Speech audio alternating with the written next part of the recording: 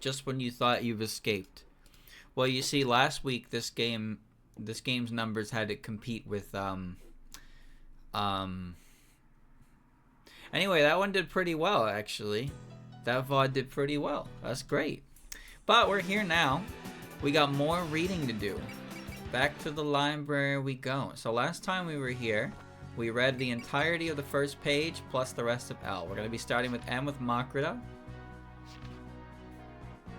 Oh, you can sort by game. Look at that. Many game.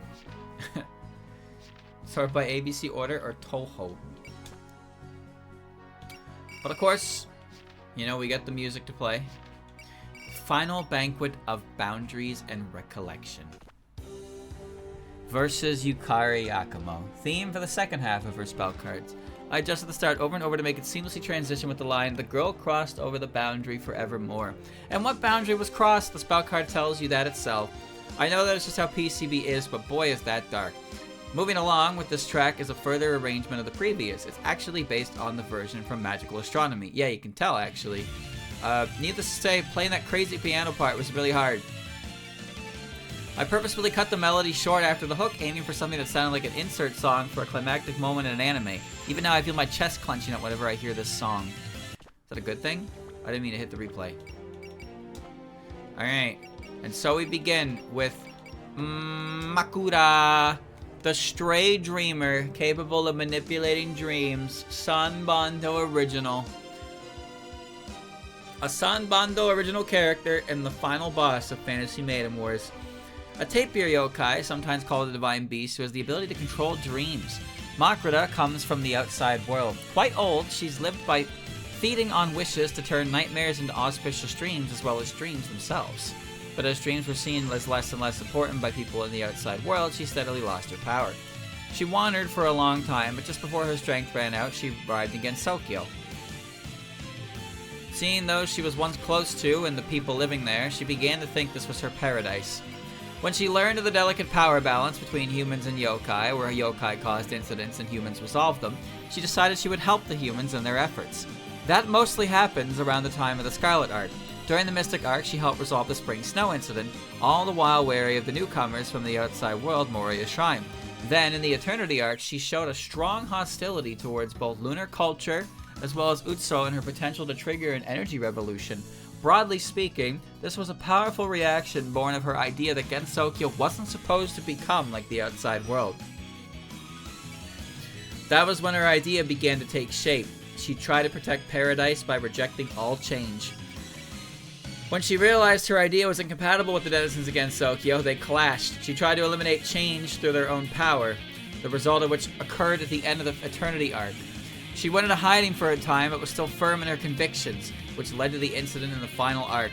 More specifically, she wanted to instill a rejection towards change by showing people nightmares themed around tragedies brought about by change. Then show them dreams of unending peace to make them share in her ideals. This is the dream changing referred to in the story. She is careful, able to steadily progress towards her goal, and prepared herself in the dreamscape where she could use her full power. Believing in her own unbreakable superiority, she fought until she eventually was defeated by the power of and mentality of the humans and yokai of Gensokyo. During that battle, she listened as the flaws in her method were pointed out, and she learned how the people of Gensokyo did things, accepting that their suggestions had merit as well. She finally decided to live in Gensokyo. Makrita was established as the final boss right when Fantasy Maiden Wars began development, but her official name wasn't decided on until Dream's development. Before that, she was just referred to as Tapir, and it was only recently that we decided on a name and an appearance for her. There were several reasons we wanted an original character to be the final boss. These are the main ones. First, we wanted a final boss with a connection to the entire scenario right from the start of the first game. Second, we wanted the player to have the maximum number of Toho characters on their side as possible. With all that, the final battle of the game was against an original character.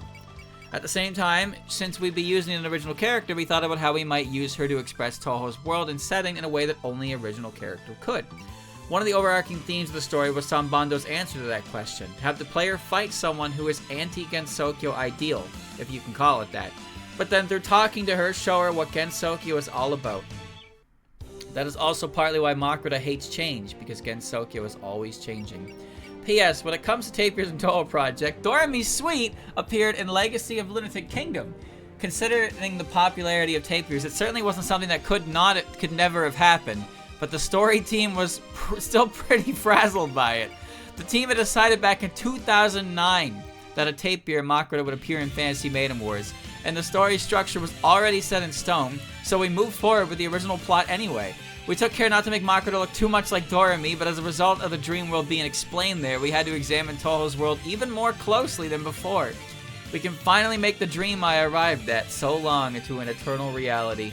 So yeah, I know we mentioned this when we got to, we did mention this a couple times, but this character, the idea of Makoto existed since the initial game, and I didn't know this, that they didn't even settle on a name or appearance for her until the final arc. And by that point, hey, look at me, I'm Dorami. And suddenly the writers are like, fuck. Because this is 2009 to 2015. 6 years working on this series of games, and suddenly, right when you're gonna have your grand reveal of your final boss character, Zun, he's just like, hey, check this out, and it's like, whoa. It's like, fuck. Now what? Hold on, give me that goo again. Look at that. So peaceful.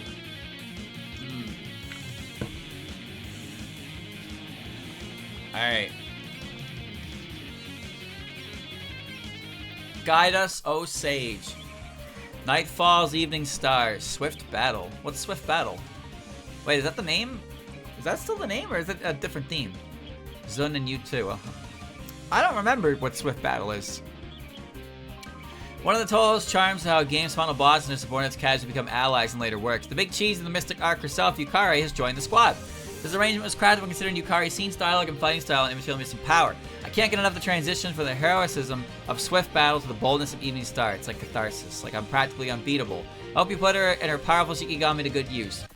If there's any set of themes in this series I'm unfamiliar with, it's fighting game banter themes. That's for sure. Oh. Marissa. Ordinary magician. Capable of using magic, the embodiment of Scarlet Devil. One of Toho Project's protagonists, a human magician who lives in the forest of magic. Fond of wild, uninhibited fun, she usually conducts herself in a fairly cocky manner. She's charismatic, and Aki describes her as fun to hang out with. Her first priority is enjoying herself, and as such she acts extremely whimsically.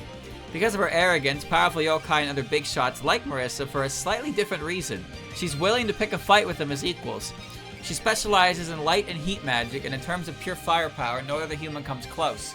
Because of its directness, her magic has a few weaknesses, and it's equally effective against all opponents. As a magician, her abilities are apparently at quite a high level for a human, and it's often pointed out that she could become a yokai magician, which would entail learning the magic to abandon food. However, it's unclear if Marissa herself has any plans to do that. Incidentally, much of Marissa's magic has a star motif because of a meteor shower she once saw, and since then going to watch meteor showers has become a hobby of hers. She's surprisingly romantic, huh? Carefree. But using such ostentatious magic requires an equivalent amount of effort on her part, and she has hard-working side to her too. Marissa's magic is fueled by monstrous mushrooms, which she needs to collect the hard way. She boils down these mushrooms over several days, mixing them together and ultimately turning them into a solid catalyst. She's experimented with a number of approaches, carefully recording the results in a book, and the work never ends. While playing, this seems to be how Marissa personally perceives magic. Written by Zun, The Grimoire of Marissa is a book authored in-universe by Marissa about the Danmaku she's seen, but she goes beyond the difficulty levels of each pattern, commenting on their means on motifs, giving a glimpse of both her free-spirited ideas and more speculative philosophical side. When talking about her magic, she's famous for using Danmaku that closely resembles spells other characters have used in past games. This is often memed on the internet as the Blue Mage-esque learning skill, and in the Three Fairies manga, she even says she steals techniques from yokai. Some examples of spells she's learned in this way are Love Sign Master Spark, Love Sign Non-Directional Laser, and Cold Inferno. What's Cold Inferno, chat? I know that Master Spark is from Yuka. Well, I mean, you know. Non-Directional Laser is Patchy's Non, turned into a spell card. What's Cold Inferno? Moth Shot Type C. Oh. Okay, so wait. Is that a spell card? Is Cold Inferno a spell card? That said, she doesn't simply steal their techniques. Neither Master Spark nor Non-Directional Laser had names originally. Marissa gave them those names. Since another name for the spell card rules is Name Duels, naming Danmaku holds great meaning, and one can assume that a person takes a spell for herself by giving it a name. While Cold Inferno is very similar to Servant Flyer on the surface, it uses Cold Air instead. Okay, well, there you go. And since it's the first elementally attributed spell Marissa uses as Danmaku, it's probably safe to call it her own spell. She runs a jack-of-all-trades business out of her home in the Forest of Magic called the Kirisame Magic Shop. According to her, that's her main business, but due to her home's awful geographical location and the fact that she tends to be away from it, it's not clear what exactly she even does for people. She doesn't seem to be doing any business. When she's away, she's usually at the Hakurei Shrine, but several game endings depict her hanging out in other places, like the Scarlet Devil Mansion, an embodiment of Scarlet Devil, or Hakigokuro in Perfect Cherry Blossom, showing a constant expansion in her area of activity. But when it comes to Marissa going out to do something, the general trope is burglary. She intrudes on people's property as easily as others eat breakfast, confusing the residents with her usual aplomb. In general, she causes trouble for others wherever she goes, even then though, her personal relationships are in a pretty good spot. Maybe the innocence behind her actions takes some of the sting out of them. Marissa is the only daughter of the owner of the Kirisame shop, a major item dealer in the human village. Details are unclear, but she had some conflict with her family over magic-related matters and hadn't seen or spoken with them since. Because Minosuke trained at the very same Kirisame shop, Marissa has known him for a long time, and they know each other well. Minosuke was the one who gave her treasure, the Mini Hakuro, when she went independent. Marissa first appeared in the second game of the PC98 era story of Eastern Wonderland. She's known for how much her tone of voice, sprites, and personality changed compared to other characters from the era. She speaks respectfully to Mima, who only appears in the older games, and Mima pushes her to train in turn, giving them a sort of master-pupil relationship. In Fantasy Maiden Wars, Marissa is the main character of her route. Shocker. She used her natural magnetism to pull the story along, meeting and forming connections with many other important characters. If it ain't flashy, it ain't magic. Danmaku's all about firepower. Ooh, ah, ooh, ah, ooh, ah, ooh, ah, ooh. Marisa. No need for a million Oni, just one as an army. The theme of the Outer Seasons, Oni Suika.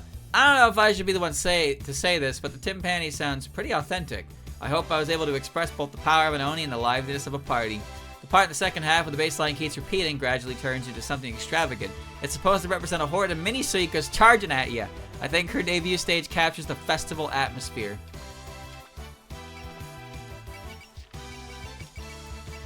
Marissa. This entry is about Marissa after she finds new motivation in the Fantasy Maiden Wars story and awakens. For convenience, we'll refer to this new Marissa as her new model. Marissa didn't really change up any of her equipment when she awakened. In fact, Minosuke had already modified the Mini Hakuro a bit earlier, but Marissa was unable to draw out its full power, and thus her own capabilities remained the same. In other words, it was only because she faced her feelings that she was able to draw out the strength of the improved Hakuro and power up. What forced her to re-examine her feelings was something Mima said to her. Mima had lost her temper with Marissa, seeing the girl constantly sucking up to her and not using her own magic. Her teacher said that if she was never going to go all the way with this, she might as well throw away everything and come back with her. But Marissa realized she couldn't throw away anything at all. Being such a hard worker, she treasures everything she's built up. Everything she experiences and everyone she encounters are what nourishes her. Ultimately, that equates to treasuring her own history. And though she realized that her inability to throw anything away is part of what makes her who she is, her new model is essentially a manifestation of her own history. Using Danmaku themed around the friends she's met along the way, she rides to the sky on her shooting star spell, the root of all her magic. Everything surrounding this new model is a Sanbando original setting. And it's the same portraits, obviously. Even though it's UFO based. She does end up in her UFO outfit. Because she's got the weird beige apron and the weird beige ribbon.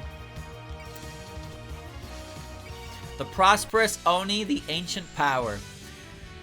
The theme for Suika's Night Parade of a Million Demons, originally a dialogue theme before you fight Immaterial Missing Power's final boss. The melody was so good they brought it back for Scarlet Weather Rhapsody. We couldn't have Suika without it, possibly one of the most well-known songs in the series. This is one of those things, this is like when people say like, oh, I thought that Pokemon was from this generation. People think that Broken Moon comes from Scarlet Weather Rhapsody. Like me. I always think that Broken Moon comes from Scarlet Weather Rhapsody. But no, it's a pre-battle. It's a pre-battle theme originally. I like Onigashima and Fairyland, personally. Onigashima and Fairyland is the one I like. I like that one a lot. Way more than Broken Moon. Overall, I try to make it equal parts fun and boisterous and kept the hook sounding festival-like. The more I work with Suika, the more I find to like. And I found my love for Oni bloom once more. She's brash yet open-minded, powerful yet sensitive. You get me, right? No. I mean, I did back before she appeared in Lotus Eaters. Massive sheep. A sheep given Makota's power, called the Nightmare Core. It does the job of showing people nightmares in Makota's stead. It possesses much more strength than other nightmares, enough that Makota calls it her greatest pawn. The big sheep sends the power of nightmares to sheep and Gensokyo, which in turn gives people nightmares. Essentially, it acts like a terminal for the nightmares that connect their power to humans.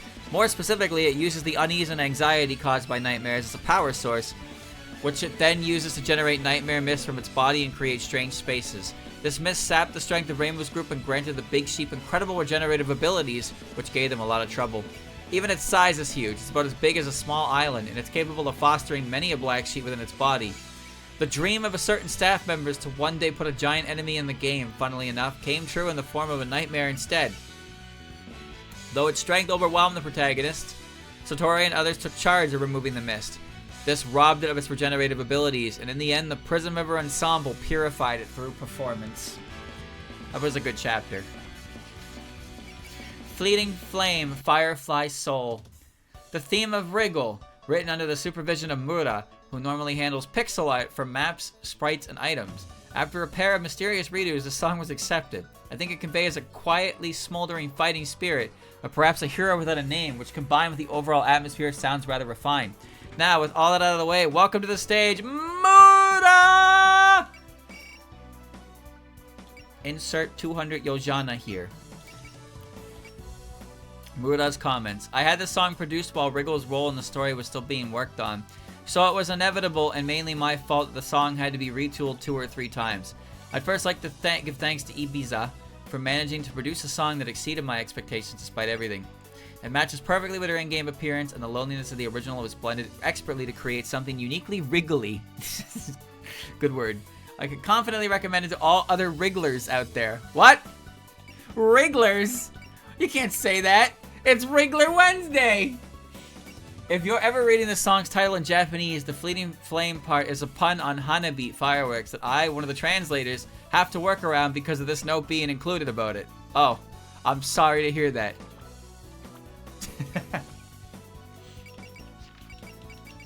Medicine. Little sweet poison capable of using poison.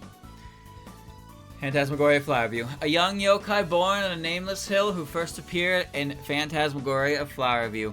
According to the character setting text file, she was a doll discarded in a field of lilies of the valley, which then transformed into a yokai after a very long time. She's only been one for a few years. This makes her one of the youngest characters appearing in Toho Project. Perhaps her youthful aggression was why she fought so many of the other characters in POFE. Medicine is able to manipulate poison, since the poison from the lilies of the valley is what made her a yokai. This ability is simple but extremely dangerous. Aku says her virulent poison scares even other yokai just by being around her. Given the yokai reaction, humans would be in extreme danger. And since she treats humans as hostile, Aki repeats her cautionary advice many times in perfect memento and strict sense. There are even reports that just a touch caused someone to begin festering, so the caution seems very warranted. The reason for Medicine's hostility towards humans is described in the character settings text file simply as because humans manipulate dolls. Her mission is to liberate dolls out of her hatred for humans. Unfortunately, no other dolls agree with that goal. In the end, she gets a lecture from Aki about her naive ideas. POFE was the first time Medicine ever forayed outside of the field of lilies, so her ignorance about the world is understandable. She's told several times that her ideas are immature owing to how young a yokai she is. On the other hand, she is just as innocent and earnest. When Aki lectures her, she's more than willing to search for a new way of life. She rethinks her ideas about doll liberation, and she also forms a connection to Tay and Aante through the incident. After that, her appearances are unfortunately scarce. However, she is shown talking to Alice during the Scarlet Double Mansion party scene in Silent Center in Blue. Hina also appears to be watching them from a short distance away, drawing fans' attention to their doll connection. In Fantasy Maiden Wars, Medicine first appeared in the final arc. I'm sorry, hold on. Hina appears to be watching from a short distance. I don't remember who was in that panel, but how relevant was Mountain of Faith when Silent Sinner in Blue was in development?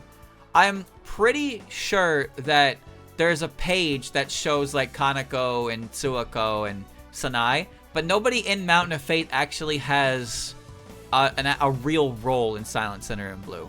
I just don't know how the dates align in that one. Because you gotta remember, it's not so much from a release date perspective, but more so a chapter perspective. But I think Silent Sinner in Blue wrapped up within a year, didn't it? Because I'm pretty sure that one had a set start and a set end already planned out, and they had a time frame and they worked in it. But I'm pretty sure there were cameos in the form of just like panels, but no one from Mountain of Faith actually had any form of speaking role. I don't remember Hina being in that particular panel. I know what they're talking about, the party scene. But yeah. Fantasy Maiden Wars, Medicine first appeared in the final arc. She seems even younger here than her original game, and Yuka is the only one she can really call an acquaintance. She was half dragged away to join the Allied forces, and after Eiki's lecture, she began to think more of her own way of life. With so many traveling companions in Fantasy Maiden Wars, it seems she learned many things. Wow, with poison this strong, I could take over the world! Medicine has good expressions in this game. I like when she's got the big goo face. So that's when she's talking to Alice.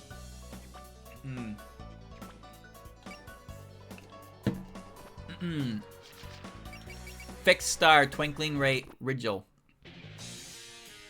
Wriggle? Or Rigel?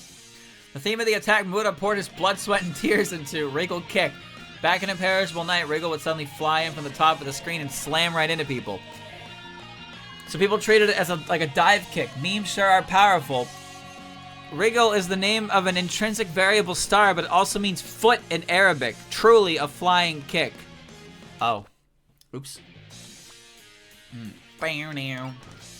See, Aki Eida's art style is an art style, I suppose is the best way you can say that.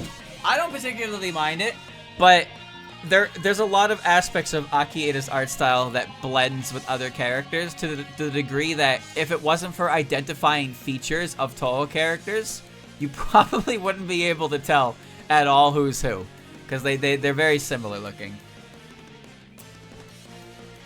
Miko, the counting sheep capable of causing people to fall asleep. A Sanbando original character, sheep yokai who serves Makrita. She has the ability to put people to sleep. At one point, she changed it to a Kadama and became Marissa's pet Shiro, but eventually she revealed herself, a yokai from the outside world. She calls herself a counting sheep, but that appears to be a title rather than a specific yokai classification. After losing her power and place to go, Makrita saved her. Ever since then, Miko has placed her complete trust in her. They wandered the outside world for a while after meeting, but ultimately arrived against Sokyo, kicking off the Scarlet Arc. For a fuller description of these events, see Makrita Muratari's entry. Miko acts throughout the entire story at Makrita's instructions. She turns herself into a Kadama to observe the humans, but then Marissa captures her. This leads to her meeting many humans and yokai. She continued relaying what Makrita spoke of into dreams. Miko also understands Makrita's ideals and is prepared to do anything she commands. However, she is no more than a very weak yokai, which gives her an inferiority complex. That, combined with her fierce loyalty to Makrita, drives her to extremes. She would serve her even if it killed her. The horrible attack she launches on Utsu near the end of the Eternity arc is a manifestation of that attitude, and her assertion that she shares Makrita's dream can be said to symbolize Miko's position in the narrative. During Miko's time pretending to be Shiro, she was with the denizens against Sokyo for a long period of time, giving her an understanding of their ways of thinking. However, when those ways prove to be incongruous with Makrita's ideals, the situation escalates into a battle. Starting in the final arc, she appears several times for Rainbow's group to fight them, losing each time. But it's implied that through these battles, she confronted her own complexes and found a dream of her own. The results shine through in her actions in the story after that. Unlike Makrita, whose inclusion in Fantasy Maiden Wars was determined from the start, Miko took form as development progressed. Shiro obviously appears in the Scarlet and Mystic arcs, but there were several other ideas that wouldn't have included Miko at all. One was that Shiro was just Makrita's mindless familiar, while another was that Shiro was Makrita herself. We opted for flexibility so we could carry the story forward no matter where it went. Many things came into place to settle into the final product. but we're pretty sure this was the right choice. In contrast to the incident's mastermind, Miko has a lot more freedom in her writing. Because of that, she ended up as a much lighter position than Makuta, and you could say she's all the more vivid a character for it. That's right, I'm the counting sheep Miko, and I'm a proper sheep yokai. No, not the fan! Not the fan! Trauma! Trauma! I like Miko. I like her a lot. Grilled lamprey in the moonlight. The theme of the Yokai Night Sparrow, everyone's favorite idol, Mystia Lorelei, aka Misty. I'm a Mystia stan. That word is for losers. I'm a Mystia fan, so to speak, and thanks to everyone at Sanbando, my enthusiasm for her has been made crystal clear. All that said, the only tool available for me to show my favor is my music. And upon having that thought, I decided songs would be my method. Alright.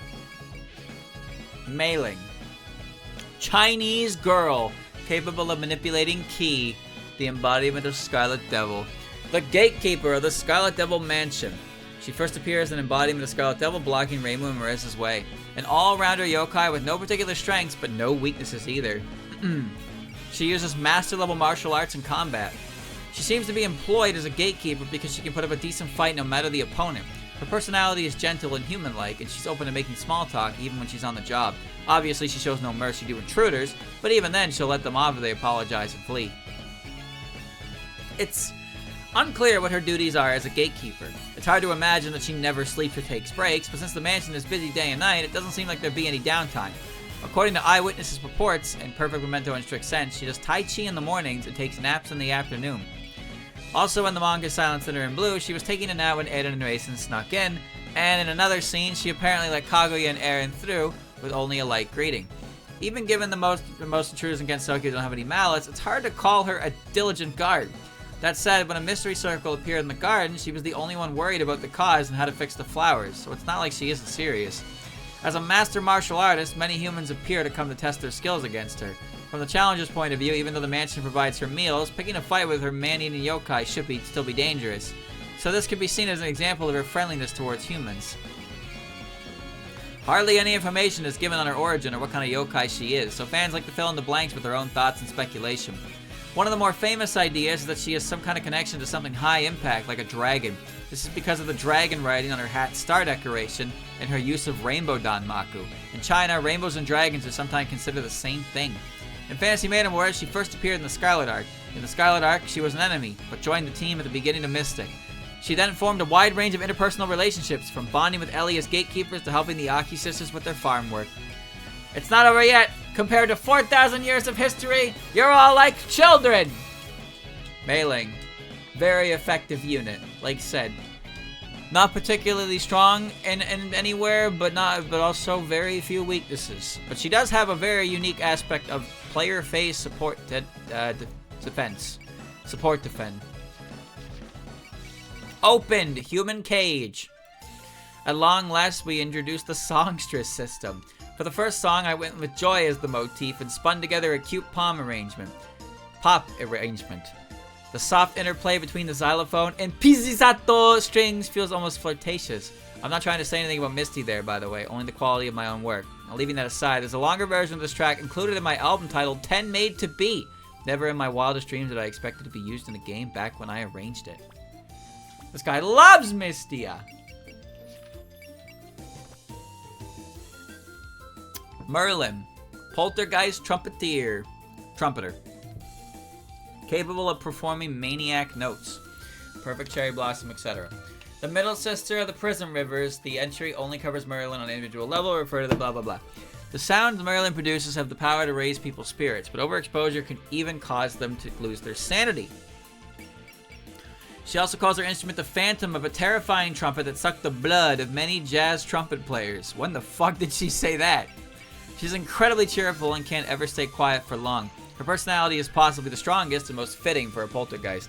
In that regard, Aku treats her essentially as a normal yokai, saying that it's hard to have conversations with her, and that sometimes she starts babbling incomprehensibly.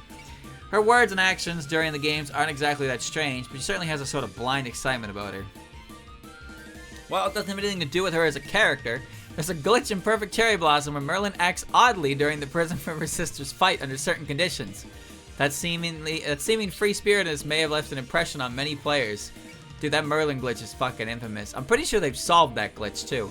But that happened like, I think 5 or 6 years ago now. So in terms of how old PCB is, that's a pretty recent discovery. As mentioned, Merlin's sounds have power to raise people's morale. Apparently, this makes it good for depressed, bound spirits. In fact, even Aki acknowledges its effectiveness and lectures her to put on more performances at graveyards, since she stands out the most during the concerts. She apparently has the most fans, and sometimes people mistake her for the Prism River Ensemble's leader. In Fantasy Maiden Wars, she first appeared in the Mystic Arc along with her older and younger sister. After making friends with Reimu and the others, they frequently put on performances during parties and ceremonies. There are many scenes where the event sponsor officially requests them too, which is of course partly because they're friends. She always puts on performances that are excited and happy, sometimes to the detriment of the topic at hand. You're gonna be so happy when you hear my performance! What? When did she make a face like that? Dude, some of these faces, I don't even remember some of these faces fucking appearing in the game. I know that the tears come from, though.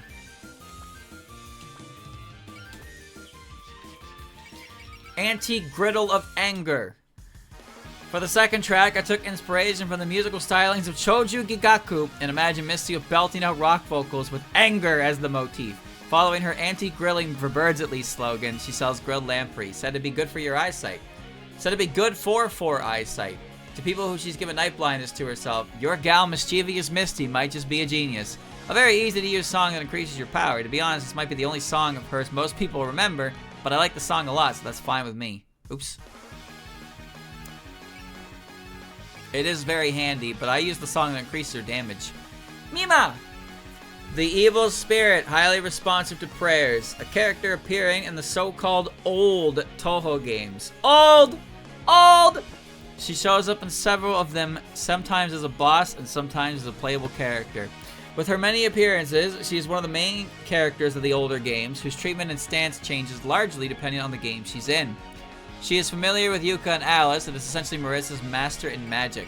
Her race is evil spirit, and she harbors malice towards the whole of humanity. She later became something like a god of the Hakurei Shrine, though, becoming friends with Reimu and confronting enemies as a player character. She's famous for being Marissa's master, but in Marissa's first appearance in Story Beast in Wonderland, Marissa calls her Lady Mima and co-stars in later games. Their versus lines in Phantasmagoria Dim Dream are the origin of this information to this day. In Fantasy Maiden Wars, Mima first appeared in Marissa's route in the Mystic Arc. Most of her personality and backstory is a Sanbando original, where she is less of a ghost and more of a solitary magician. Which is really good, by the way. She showed up in the Mystic Arc to save Marissa from a predicament. She happened to be in the underworld to take a peek at the Palanquin ship.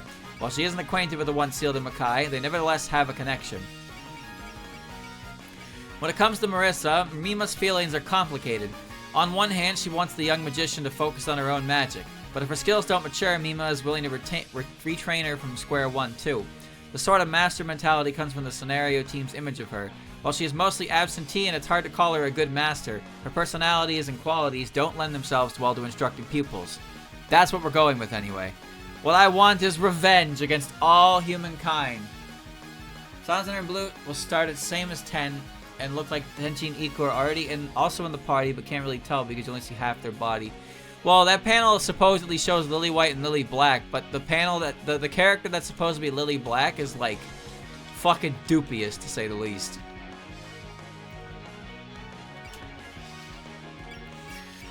Bye bye, Chicken Heart.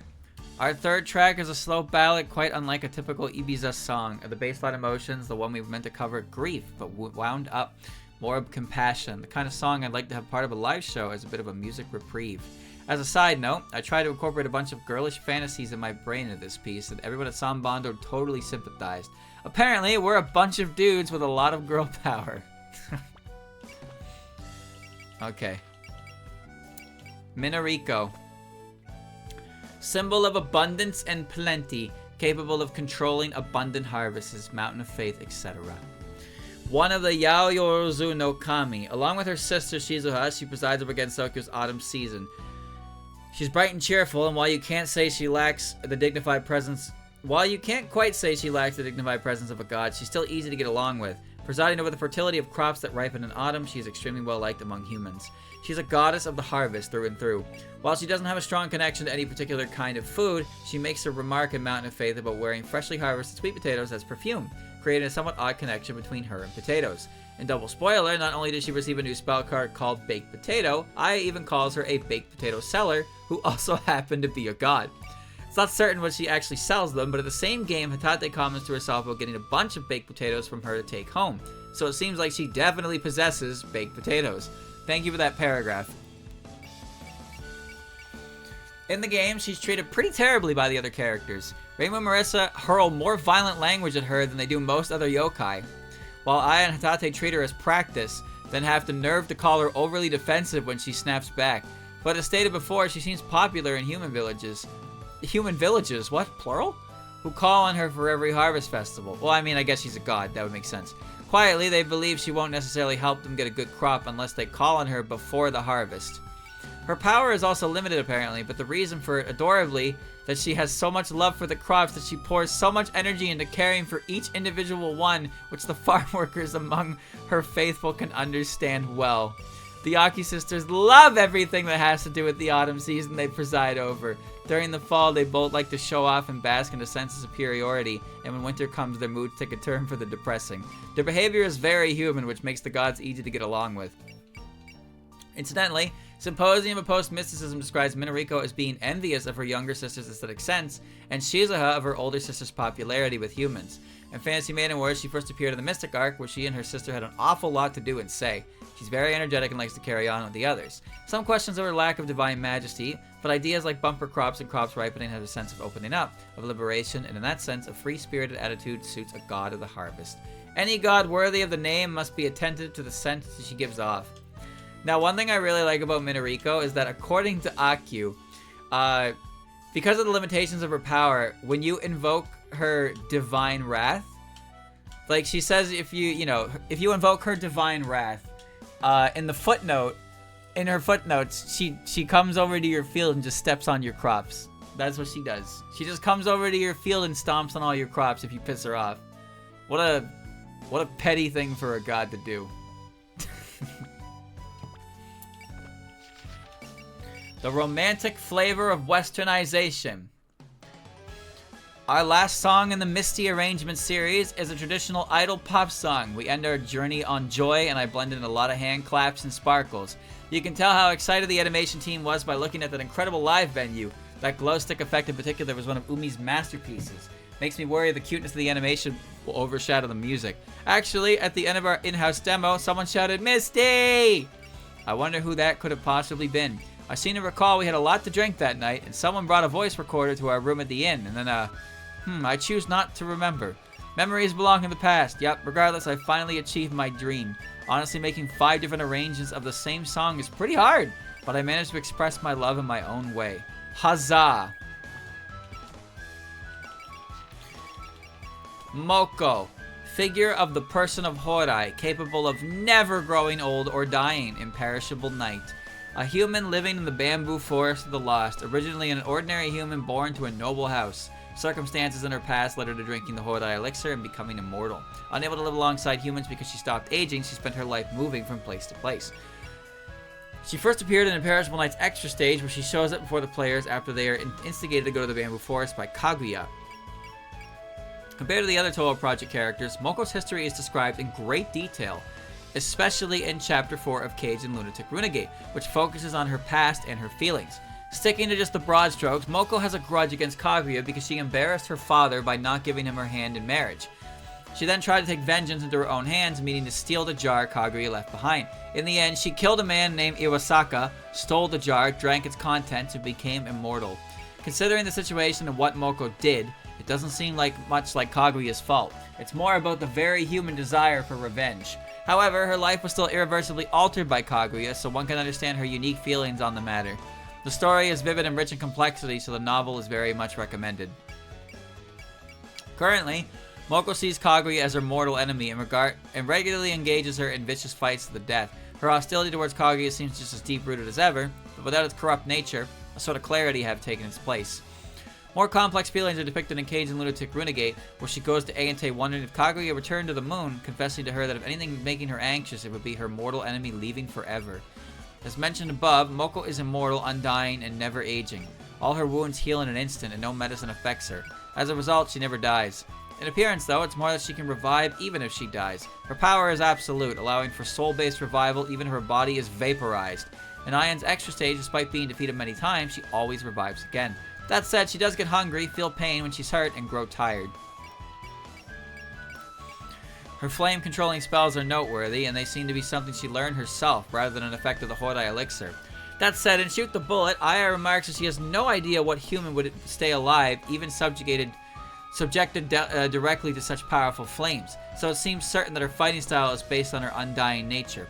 Incidentally, her long and lonely life and the fact that she's never formed any sort of relationship with humans from the village until recently paint her as a world-weary character. But Ayan's character-setting text file includes a sentence extolling how wonderful it is to be alive, so at the very least it seems she isn't unhappy about living for so long. That doesn't mean she's opened up to others, though, and Aki's section in Moko in Perfect Memento in strict sense is rife with incorrect information. Yeah, that's the Ninja Clan shit. And while she may have started acting as a guide to bring people to Aante, she apparently never talks about herself at all. It probably takes some more time for her to adapt to the human village. In Fantasy Maiden Wars, Moko first appeared as an ally in the Mystic Arc, which takes place before Imperishable Night in the timeline. She joined the party at Kane's request. At first she was distant, but ultimately came to terms with traveling with Rainbow's group and acted with familiarity she could manage. After the events of the Mystic Arc, she seems to have found her answers about her own life and her feud with Kaguya. Never dying means never living. Without the extraneous factors of life and death, I'm as close to a pure human as you can get. See, I kind of consider the whole Kaguya did this. I'm gonna fucking kill you, Kaguya, for what you did to me. I consider that her coping mechanism to keep her from going insane. Because if she acknowledges that what she did was all her own fault and Kaguya had nothing to do with it, she would lose her reason for living. But at the same time, she can't die. So if you lose your reason for living, but then you can't die, what's left? Like, what do you do at that point? You go freaky! Plain Asia, Brain of Steel. Kane's theme song. Where the original track is titled Plain, this one's got Brain. It incorporates stubbornness, hard-headedness, and brain of the team as its themes. Between how earnestly she leads the team forward and how her natural airheadedness can put a smile on your face, I think Kane's a wonderful character. Also in the story, she's often called stylish, or that cool lady from the bamboo forest, so she must be quite beautiful. Yes. Yes, beautiful. Momiji. Petty Patrol Tengu. Not a good title. Capable of seeing up to 1,000 li ahead. Mountain of Faith. A white wolf Tengu living on Yokai Mountain. A member of Yokai Society. There, her job is to locate and deal with anyone who intrudes on the mountain. She usually stands ready behind the waterfall. In Mountain of Faith, her first appearance, she had no character artwork, dialogue, or spell cards. Her only character settings were her name and race. When she reappeared in Double Spoilers, she unveiled her own spell cards. Additionally, the game touched upon her connection with Aya. When taken literally, her ability to see across 1,000 li would allow her to see about 4,000 kilometers, or 2,400 miles away. However, the ability is also a reference to Senrigan, a sort of clairvoyant power that lets someone see into the near future, or to see what is hidden. If she could actually see that far, she would not only be able to see all against Sokyo, but all of Japan with ease, so the ability description is likely just an expression. Still, it's not clear exactly how her ability works in that case. Her profile states that she is not only sharp-eyed, but sharp-nosed as well. Since Momiji has no dialogue in Mountain of Fate, Derivative Works had added their own ideas and backstories for her, more so than most other characters. You can often see her being dragged into all sorts of things by Aya, who holds a slightly higher position than her. Though anecdotal, Momiji seems to have a high rate of appearing in other Derivative Works games based on Total Project. Her cuteness and appropriate level of strength goes without saying, but it is perhaps her easily understood equipment, a sword and shield, and the fact she acts on orders from above to make her well suited to video games. Additionally, it's mentioned that she loves Daishogi and plays it with a Kappa in the neighborhood when they're free. Back when this was first stated, the only Kappa to appear in the series was Nitori, so she is frequently depicted playing the game with her. Daishogi still exists as a game, essentially normal shogi, but played on an extremely large 15x15 board. It also features 29 different types of piece, and because of the sheer time it takes to play, it's mostly been abandoned. However, this version of Daishogi is apparently called Tengu Daishogi. a variant specific against Sokyo. This was mentioned in Symposium of Post-Mysticism in the newspaper. It states that Tengu Daishogi has a large number of extra pieces and several unique rules. It's not clear exactly how it differs from real Daishogi, but it's said to commonly take several days to play a single game, and even real Daishogi isn't that major an undertaking. And in the article, Momiji is interviewed as the White Wolf Tengu who still wants to add more pieces and expand the game. As an aside, people in real life created an even larger version of Daishogi called Taikyoku Shogi. It balloons the required time for one game into the dozens of hours, putting it on a similar level of Daishogi. In Fantasy Maiden, whereas Momiji is sensible and ever loyal to her mission. She doesn't see the Crow Tengu Aya on a frequent basis, but when trouble crops up and she gets sent to a special mission, they're often paired up together. The idea behind the scenes is that not many White Wolf Tengu are able to handle Aya because of how eccentric she is, even among the other Crow Tengu. Her ability makes her being the lookout or scout an easy role for her, so that's what she usually does. Momiji! Momiji! Isn't she swell? Alright. 51. Punishment, theme of love. The theme of Kane's ultimate technique, the headbutt. Punishment is not fueled by hatred, it is fueled by love. With that image in mind, I try to create an old-fashioned melancholic melody. Bit tough to grasp, isn't it? That said, with the abundance of music already in this game, I think a song like this could be a nice change of pace. Murasa. Ghost left from a shipwreck, capable of causing water-related accidents. Undefined fantastic object. A ship phantom who appeared in Stage 4 of Undefined Fantastic Object. The captain of the Palanquin ship and one of Byakuren's yokai followers. She was sealed in the underworld with each unit and the others, and after being released, she set about trying to revive Byakuren. The character setting text file mentions her oath to rescue Byakuren, and it is these actions of hers and the others that give Sho an impetus to act. One might be able to say that she, Murasa, is the driving force of the incident depicted in UFO. For more about the Palanquin ship, see the Palanquin ship entry. In Symposium of Post-Mysticism, Murasa is described as being both cheerful and a good conversationalist. It's explained that her conversational abilities stem from the many talks she's had with the captains of sinking ships. But one might wonder well wonder what they're doing chatting with the ship is in the middle of sinking. When she appears in UFO, she speaks and acts in a polite manner, one that is both clear and loquacious. That's a word. She becomes especially passionate when talking about Byakuren's ideals, so much so one might feel she's trying to imitate her. Because ship phantoms are the result of those who drowned at sea, Murasa naturally used to be a human. Nothing about her human past is known, but everything after she became a ship phantom is described in detail in UFO's character setting. According to them, Murasa died when a boat overturned and her lingering attachments transformed her into a ship phantom. After that, she overturned another passing boat. Humans fear such acts, and this fear is what changed her into a yokai. Afterwards, when Byakuren came via boat to slay her, Murasa sunk that boat too. However, Byakuren then used her Buddhist power to create a boat that looked just like the one Murasa had once been on, and gave it to her. Thus was Murasa saved, and the ship phantom was able to leave the cursed seas. At the time, she was a dangerous threat, living in the cursed seas as a yokai. Evidently, she believed that if she were to sink that ship, her yokai powers would grow, and she could use them to lead the sea and attack humans. Even after her lingering attachments caused her to fall to yokaidom, and even as her instincts made her lure many a human to a watery death, deep down she always wanted to leave the sea. When Byakuren offered guidance and told her to use the ship she had once been on as a way to leave, it doubtlessly left a deep impression on her. As a phantom ship, her ability is specialized to work against humans, and Akio states Murasa's danger level several times in Symposium of Post-Mysticism. That level, of course, being extremely high. The rating makes plain the Gensokyo Chronicles' human authorship. For a ship phantom and yokai like Murasa, causing accidents at sea is essentially an instinct for her. She still causes them now, in fact, even after choosing to follow Byakuren and live at Myoden Temple. Symposium of Post-Mysticism lists the Misty Lake, the Lake of Yasuka, Gembu Swamp, and the Sanzu River as their main areas of activity. The Gembu Swamp. One can surmise that other places like the Waterfall and Nine Heavens aren't included because humans aren't allowed to go there.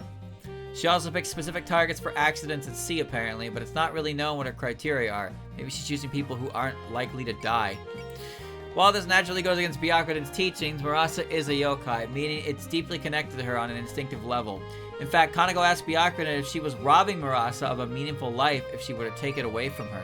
In response, Byakuren says that the purpose of Buddhist training is to overcome that. One might say Murasa has the most easily understood contradiction of instinct versus ideal among all the yokai who follow Byakuren. In Fantasy Maiden Wars, Murasa revived along with the Palanquin ship in the ending of the Mystic arc. After that, she began forming friendly relationships with the denizens against Sokyo. Once the Palanquin ship was fully restored in the end of the Eternity arc, she became sortiable. She was one of the most difficult characters for the writers to pin down a tone for. Allow me to introduce myself. I am Murasa, captain of this vessel, the Palanquin ship. She's pretty swell. I wouldn't call her forgettable, but... Oh. Now is when the moon turns full. Kate's theme song, After She Transforms. I composed this based on the heroic sounding Extend Ash, with Plain Asia's chorus sprinkled in all through it. Moko's theme also includes Extend Ash, as the same phrase appears in both, but the chord progression differs slightly. In Moko's theme it's very upbeat, while in Kane's it sounds a bit more sorrowful.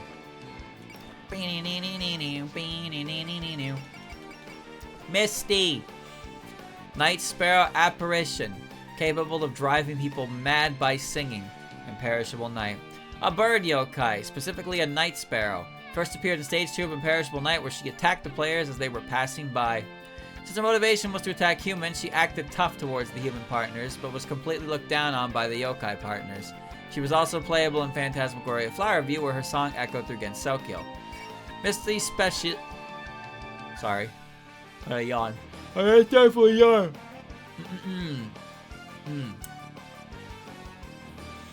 Misty's specialty, as her ability entails, is singing songs that dull the judgment of any human who hears them. She also has the power to make people night blind, taking away their ability to see in the dark. However, that's literally all it does. It only works at night. Other than that, she also seems to have some ability to control winged insects and birds, but the details are unclear. Mystia is extremely confident and will lash out even at stronger opponents without hesitation. She loves loud and lively places and accordingly is rather noisy herself. She doesn't seem very smart. Once she said of a newspaper, "You can put all these tiny letters in a line, but I still won't read it." Her memory is also so bad she forgets her customers a day after seeing them. Also, while she does accept human customers, Perfect Memento in a strict sense gives her a low friendship level with humans and warns that she might attack you if you carelessly walk the roads at night. She loves singing. Once, she even said that she'd die if she didn't keep singing. In POV in particular, she sings at everyone before and after battles. Judging by the lyrics, she must think them up on the spot, simply putting melodies to how she feels about what she sees and hears. In fact, in POV's ending, she sung a song with a clear objective in mind for the first time ever. As for what Misty has sung in that scene, we'll leave it to the reader to watch for themselves. In that game, Yuka points out that Misty's song is being affected by all the phantoms in the area. Eiki also says her song affected the phantoms, explaining that it could lead to an unprecedented cardinal sin. Another time, she lectures Misty to understand the power her songs hold. The episode gives some insight into Misty's sensitivities. As stated before, she thinks of her songs on the spot. But in the character setting text file, it says she's very good at doing so. She's only criticized because ancient yokai don't like songs and ballads, whereas she's more popular with younger people. And her head isn't actually empty. You can get a glimpse of her thoughts sometimes, like when she says the song is the source of a person's energy. She's also called herself a professional. In POFE, she performs with the Prisonver Ensemble, and later on she forms a band with Kyoko. Who's Kyoko? She certainly appears to be an above-average interest in and passionate about musical activities. Ever since the 120th autumn, she's been running a fried lamprey eel stand. For more about it, see the Mistia's food stall entry. For reasons unknown, Mistia doesn't appear in Shoot the Bullet. Aya seems relatively familiar with her, so maybe the Tengu figured they just end up with an interview instead of a Danmaku battle anyway. In derivative works, she depicted all kinds of wonderful ways. As a song lover and stall owner, both particularly famous among her interpretations of Okamisti. Where she wears Japanese clothes while managing her stall. Oh, that outfit. As an aside, Misty Stan made a featured appearance in one chapter of Oriental Sacred Place, but she was in her normal clothes then. Unfortunate. That said, during the New Year's story in the same volume, she could be spotted wearing festival clothes like everyone else. One other famous meme would be the Team 9, which is a group consisting of her, Chirnorumi, and Wriggle. All four are not too bright and seem to have a lot of time on their hands, so sometimes they'll play in the mountains or go to Kane's school. There's even a bit of that in official work, where they go on a test of courage together in Oriental Sacred Place. Incidentally, she likely meets Chirna for the first time in POFE. There, though, she gives her the cold shoulder, saying nobody called for any fairies. They must have become friends later. In Fantasy Maiden Wars, Misty appeared in the same way as the original games, with the Danmaku battle, after which she decides to join forces with the team without any qualms. During her time with the team, she sang whatever song she felt like. In several ways, it gives her a sort of splendor few other units in the game have. Good little children should take naps during the day. At night, it's man-hunting happy hour. Huh? Give me that face again. No, damn it. I don't remember her ever making that face. Ever. When did she do that? Tell me now. Tell me now. Holy shit. Alright, so I have to pee. I gotta pee, I'll be right back. Well, I'll read this first. Rainbow's Theme. This is a song I arranged right at the start of the involvement of music production, and I remember having a hard time grasping the chord progression of the chorus. Try to express Rainbow's cool side, treating humans and yokai without distinction, and never wavering in her convictions. The Shrine Maiden skill is top-notch. She's a dependable character you can charge of the front lines without fear. The song title refers to one who exterminates yokai, or one who solves incidents. Be back.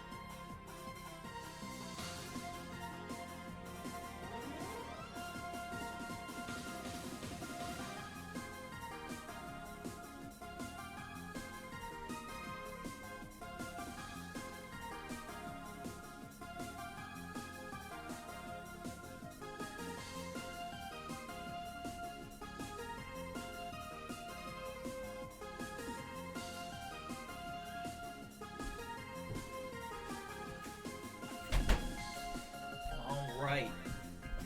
Oh my god.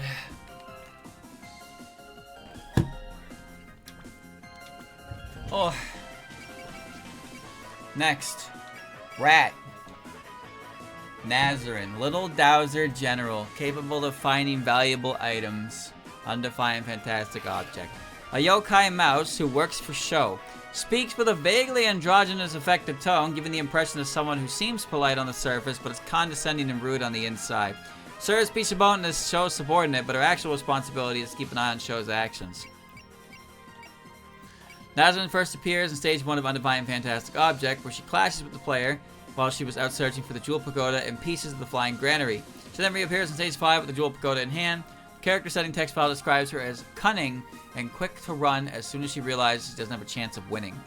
She isn't just a coward, though. She is calculated and does what needs to be done. She's very deft at putting herself in advantageous situations. As mentioned before, she fights the player in Stage 1 of UFO, but then escapes them to search for the Jewel Pagoda. After finding it and meeting the player again in Stage 5, she once again manages to flee and deliver it to show. While her title is the Little Dowser General, it is perhaps her theme's song name, a tiny, tiny, clever commander that represents how most people view her. Her connection to show is frequently depicted in derivative works, often with Nazarin getting angry or fed up with her absent-minded master. The way she refers to show in the original games and derivative works is seemingly inconsistent as well. It speaks to how tough it is to get a handle on Nazarin as a character. Because she was assigned to observe Sho, she wouldn't have been too close to Hijiri and the others. But Sho's excellent work serving as Bishamoten's proxy made it hard to imagine that there was any rift or conflict between them. Nazarin also stayed in the deserted temple at Sho's side when Hijiri and their other friends were sealed away. Sho trusts her implicitly. Even when Sho isn't around, Nazarin still refers to her with the term master, so it seems she does actually respect her. After Undefined Fantastic Object, Sho doesn't bother to conceal from the public that she is a yokai. Because of this, it's uncertain how much of an effect Nazarin's mission as her watch mouse is. Still, Symposium of Post-Mysticism says that her job is still to monitor Sho, and that she doesn't ordinarily appear to be training at Myoden Temple at all. It seems she's maintaining a certain distance between herself and regular temple activities. While searching for items, she makes use of her servant field mice, her dowsing rods, and pendulums. Her main method is called mouse dowsing, which uses the mice. When Nazarene first appears in Stage 1 of UFO, she said it's because her mice tipped her off. Symposium of Post-Mysticism also said she utilizes wild mice. It also lists several other restrictions. She can't just search for anything she wants. If Nazarene is dowsing personally, she needs to have a very good mental image of what she's looking for. And if she decides to use her mice spirit, they won't be able to find anything they can't perceive. Because of Nazarene's deep connection with what amounts to vermin, she is frequently viewed through a biased lens. Sanai especially, being a modern girl, treats her terribly, which really gets under her skin. Double spoiler also includes comments about the mice saying how unhygienic they are or how nobody would ever sympathize with them. All comments that don't quite have anything to do with Nazarene personally. However, the two Tengu were immediately won over when the mice dug up old coins and other money. The way Aya in particular changes her tune is a must-see. In Fantasy Maiden Wars, Nazarene first appeared in the Mystic arc. She appeared chronologically before the events of Undefined Fantastic Object, living with the depressed Sho in the temple. Unlike the Tiger Yokai, who tended to be a shut-in, Nazarene would go looking for food and the like, which was how she ran into Reimu's group. Once Sho stepped into the light, Nazarene followed her in joining the party. She maintained her position in the final arc as well and had a front row seat to the moment Sho saved Byakuren. Unfortunately, looking down on mice will get you killed. They hate rats! Not me, though. I'm rat-pilled. Dream Balancer. After a major event in the power-up, Reimu's back with a new outfit and a new theme. Naturally, a prodigy like Reimu can use her new equipment after just a glance. It was pretty moving to see her unusually emotional outburst towards Yukari. I really wanted to make acquiring that new equipment exciting, so I crafted a special version with an extended intro that you can only hear on that stage. Reimu Hakurei, Mediator of Paradise, has arrived. And 55 is the new Game Plus theme you get for beating Marissa's route. Nitori. Super Yokai Warhead. Capable of manipulating water. Mountain of Fate. A Kappa living on Yokai Mountain. Bright, energetic, and easy to get along with. This was written before the fighting games. Her attitude and speech can sometimes change without warning and do something more eccentric. She considers humans her sworn ally, but she's shy around them, so she's almost never actually spoken to one before. But then she meets Reimu and Marissa on Mountain of Faith and possibly grows a little more accustomed to humans. In Subterranean Animism, the Kappa takes the initiative in asking Marissa for help. As one of the mountain yokai, Nitori is sensitive to matters of hierarchy. She avoids bumping into Oni as much as she can, and after winning Oku to her side, she tries to give the mountain's god a report. The high-ranking Tengu she mentions in Mountain of Fate left a significant impression in the mind of players. On the other hand, Nitori is almost never ordered to go on missions like Aya or Momiji. As explained above, her views that humans and Kappa are sworn allies means she's very friendly to humans. Even when she bars Reimu and Marissa's path, it was only out of concern for humans entering the dangerous mountain of yokai. In Hopeless Masquerade, it seems Nitori didn't just warm up to Marissa and the others, she considered all humans to be her friends, and talked to them all as she was letting her nose for profit guide her way. In a game about wars between different religions like Hopeless Masquerade, it's thought this is because she had the role of a sort of modern Japanese representative who sought material gains in a way unrelated to faith. Her stance can be considered a religion or a form of faith in itself, depending on how you looked at it, but therein lies the satire. She didn't think enough to realize that. So, you might know this, but Nitori's most well-known controversy, I suppose, is her personality from Mountain of Faith to Hopeless Masquerade and beyond. In fact, Marissa points at that pretty bluntly to her in the game. The extent of Nitori's technological prowess isn't made clear. Since this concerns the Kappa in their entirety, this is mostly covered in the Kappa entry. But from her own remarks, we can see that she has a very high level of proficiency. In Subterranean Animism, she has a degree of knowledge in the field of nuclear fusion, while in Mountain of Faith, she shows up in an optical camouflage suit. Since the suit doesn't make her completely invisible, it is easily broken, and even then it was still an amazing feat. As a Kappa, Nitori should have a dish on her head, but she's worn a hat in all of her appearances, so it's never been shown. That actually isn't true anymore. One of the later chapters of Lotus Eaters, I think it's chapter 55 something. It's between chapter 51 and 59, but the last panel is Nitori without a hat on. She's not bald. It's also unclear what the key she wears is for. In terms of her outward appearance, she's full of mysteries. She's also called herself Nitori of the Valley Kappa, but it's not known what exactly these Valley Kappa are supposed to be. In Fantasy Maiden Wars, she appeared at the start of the story and is one of the major characters on the Allied side. In the Mystic Arc, she confronted her friends and allies since she's a mountain yokai, but made peace with them after the fight. Ever since the Eternity Arc, the Engineer has had more chances to speak up because the Seidensen features Kappa technology. Ack! A human! Wah wah wah wah wah wah. Quite the unfortunate character. Sealing Charm, Blessed Light. The theme for Fantasy Seal Reimu's well-known special move. As the main character of the series, Reimu has a lot of themes, so I thought it would be cool if her special move had special themes. This was based on Maiden's Cappuccino at the start, but I chose to work with Witching Dream instead. Great song, right? It's my personal favorite from Lotus Lane story. A technique where you somehow seal your opponent with a light show. When you hear the word fooing, it makes you think of locking someone in something or shutting down their techniques. But this looseness is meaning it's just like Reimu, wouldn't you say? I just like saying the word fooey.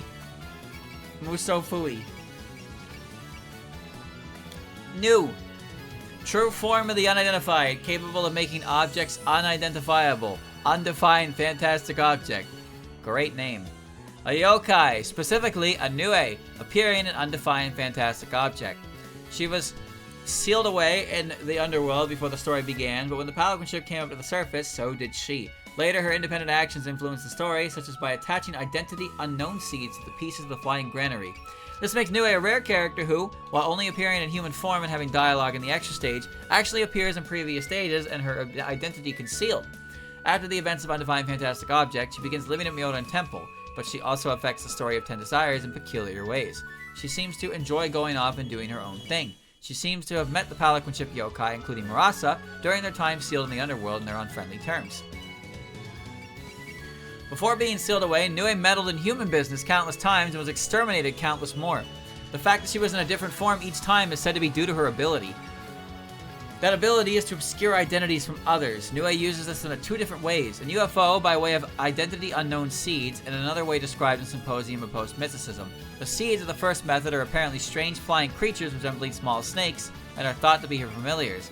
When attached to an object, anyone who wouldn't know what that object was will instead see it as something else that they do know. In other words, she can fool a person into seeing something familiar instead of something they've never seen before. She can continue to obscure the object's identity for as long as the truth is hidden, but once it comes to light, the effects of her ability immediately dissipate. Even that frailty can be included in the term identity unknown. The second usage of the ability, described in Symposium of Post-Mysticism by Akyu, is the ability to rob an object or creature of its form, sound, or smell, mainly leaving only its actions behind. It's not clear exactly how this works, but from the way it's explained, it would allow Nue to obscure the identity even of objects people understand and have seen before. In UFO, Nue meddled by planting identity unknown seeds on the pieces of the flying granary. Still, their identity obscuring effect had no effect on Marasa and the others, who knew what the pieces were to begin with. Her objective was instead to use her flight-capable seeds to scatter the pieces all over. Because the player characters didn't know what the pieces were, they appeared as unidentified flying objects. As for Nue's motivation, she apparently took the fact that Marasa's group wanted to revive Byakuren as them siding with humans, and she couldn't tolerate that. The scene makes one feel both her closest to Marasa and the others, as well as her own pride as a yokai. That said, the character setting text file also notes another side to her motivation, a desire to bully them, because she thought it would be fun if they were to fail. Her personality of doing bad things for fun cannot be denied. In fact, she actively aids the players throughout the game. But she also has a cuter, less easy-to-hate side to her. She regrets having gotten in Marasa's way when she learns their actions would benefit her as well. And after Byakuren accepts her into the temple as a priest, she tries to repay their kindness in the following game. Oh, she has a cute side when she realizes that if she didn't get in the way, she would have benefited from it. Fucking, come on. Incidentally, it's mentioned in the game that after her original rampage on the surface, humans saw through her facade and sealed her in the underworld. In addition, when challenging the players, she speaks as though she doesn't seem to think she was going to be able to fool them forever. She predicted they'd find her in the end. Her way of thinking seems a lot like a great yokai in the middle of the strife between humans and yokai and humans. Finally, it's mentioned within the game that the girl form in the game is her true form. In Fantasy Maiden Wars, Nue first appeared in the Eternity Arc. Despite her mostly secret actions during Identifying Fantastic Object and 10 Desires, in Fantasy Maiden Wars, she took a more direct approach to meddling with the yokai of the Palanquin ship. She also had a clear discussion with Maras and the others about the position of the yokai, something she was never able to do in the original games. I just want to make people afraid, so I cover the land in the fear of the unknown. This chick spends so much of the game being angry. So much of the game. She's livid. Your voice won't reach. The theme of Reimu's ultimate technique. Fantasy nature. I arranged it to sound like the background music in a movie. The part in Grimoire Marissa where they mentioned it was unbeatable, so Marissa coined its name, is some serious Raymari vibes. No, it's not. What? It is, in a sense, the ultimate interpretation of being able to fly, completely free and absolutely invincible. The stuff of dreams, I'd say. In Fantasy Maiden Wars, we emphasize it a bit more strongly. Orin! Hell's traffic accident. Capable of carrying away corpses. Subterranean animism. A yokai called Akasha and one of Satori Komeji's pets who live in the Palace of Earth Spirits. Her job is to oversee vengeful spirits. In Subterranean Animism, she's the one who sent the vengeful spirits to the surface, making her the mastermind behind the incident in a way. Her ability to fight Reimu and the others was to test their skills to ensure they were strong enough to beat Utsu. Rin's role at the Palace of the Earth Spirits, given to her by Satori, is to oversee the vengeful spirits. The character setting text file says she was given the job for her silver tongue and her ability to freely converse with corpses and souls. One of the palace's purposes as a facility is to oversee these vengeful spirits, making her job a very important one. Due to her skill at her job, Symposium of Post-Mysticism even says that Satori relies on her like a right arm. Rin became one of Satori's pets around the time Hell moved out of the underworld, which is also the time frame when she first met her pet friend Utsu. She's close friends with Utsu, and she was the first out of all the underworld yokai to notice that Utsu gained Yatagadasu's power. However, Utsu grew until she was beyond Rin's abilities, so Rin decided to warn people of the incident by sending the vengeful spirits up to the surface. This is the direct reason the players in Subterranean Animism headed to the underworld, so in that sense you could say she was the mastermind behind the incident. According to the character setting text file, the reason Rin didn't ask her owner Satori for help, or any other underworld yokai for that matter, was because she thought Satori would be ruthless in her treatment of Utsu. In the same passage, it says that all children are afraid their parents will find out their secrets, so it would seem Rin harbors both respect and fear for Satori. While her loyalty to her friends and her compassion she showed by doing something dangerous for one may be heartwarming, those qualities were at odds with Satori's thoughts. This is but one of the clashing parts of interpersonal relationships at the Palace of Earth Spirits, but some little comfort can be had in knowing that her actions revive relations between the surface and the underworld. Her yokai race is Kasha, a yokai that brings away the corpses of criminals. During Subterranean Animism, she makes remarks about how fun it is to cart them away, and in one ending she mentions stealing corpses from the human village, all of which reminds us that she is a yokai. That said, she never harms a living human. And she has a bright, cheerful personality. That's why Symposium of Post-Mysticism gives her a low danger level and a high level of friendship towards humans, which might look a little skewed. In Symposium of Post-Mysticism, the same goes for Kogasa. This is one place where you can see the truth of Aku's book, as Aku is a living human in the human village who likes to read. That said, her behavior in Essay is fairly frightening, and she even clearly says she's going to kill the player. Of course, given the situation, this seems to be either her getting ahead of herself or just playing a part rather than her actually wanting to take the players down. If it was an act, it was certainly an impactful one, and the comments about her glibness would make sense. Even aside from those remarks, her tone of voice is extremely witty and exaggerated, so she really comes across as a character who loves a good story. She seems to have an affinity for her job because she likes getting to talk to souls, similar to Komachi. Additionally, in Essay, she remarks that she's lived very frugally since back when the underworld was actually hell, indicating that she is quite old. Also mentioned that her long lifespan and hard work were what gave her the ability to capture and control corpses and vengeful spirits. Cats are frequently mentioned in folk legends about animals turning into humans by living a long time, which may be why so many people pay so much attention to how old they are and what their backgrounds are like. Rin can freely change between her human form and her original cat form. As shown above, her name is Rin Kaimbyo, but the character setting text file says that she dislikes long names and prefers that others call her Orin. All the characters who appear call her Orden. of course, but even the game itself displays Orin as her name on screen. It's very rare that a player calls her Kaimbyo. That said, Toa Project characters tend to have long names on average, so Rin Kaimbyo doesn't really seem that long in context. In Fantasy Maiden Wars, Rin first appeared in the Mystic Arc. She grasps the subtleties of Tori's feelings about Koichi to an extent, but she's able to be considerate of such things. That said, her insight gives her much cause to worry, and for better or worse, that sets the cogs of Subterranean Animism's story in motion. In the final arc, she stayed at Utsu and Satori's side to support them, and confronted all kinds of problems with them. Ta-da! Here I am! You're pretty strong, miss! Big cat. She's the big cat. She's the big cat. Chen's the small cat, and Mike is the medium cat. Be a Shooting Star, Marissa's theme song. I made the song as part of my application for this project, so I remember it well. I aim to convey Marissa's cool side as a hero differing from Reimu, hence this fast and powerful tune that charges boldly forward. In the early game, if you keep her close to Notori for support defense, I think you'll find her to be a reliable fighter. The title conveys the idea of being popular, a star, in this shoot-'em-up world. Orin! Hell's traffic accident. Orin when she's in her cat form. This is the first form in which she appears to Stage 5. To players in Stage 5 of Subterranean Animism. She has two tails and it seems that her eyes and sides are red. Orin is a Kasha, which is a type of yokai said to be able to transform into a cat. That would imply this form is her original one. She seems to be more comfortable in this form as well, but she can't talk in it. There's no portrait for the cat? That's fucked up. Stardust Hero! Marissa's theme song after her big power-up. I made it to be unabashedly heroic as possible. There weren't many Toa characters who you call honest or straightforward, so Marissa's probably one of the few who fits the style of music.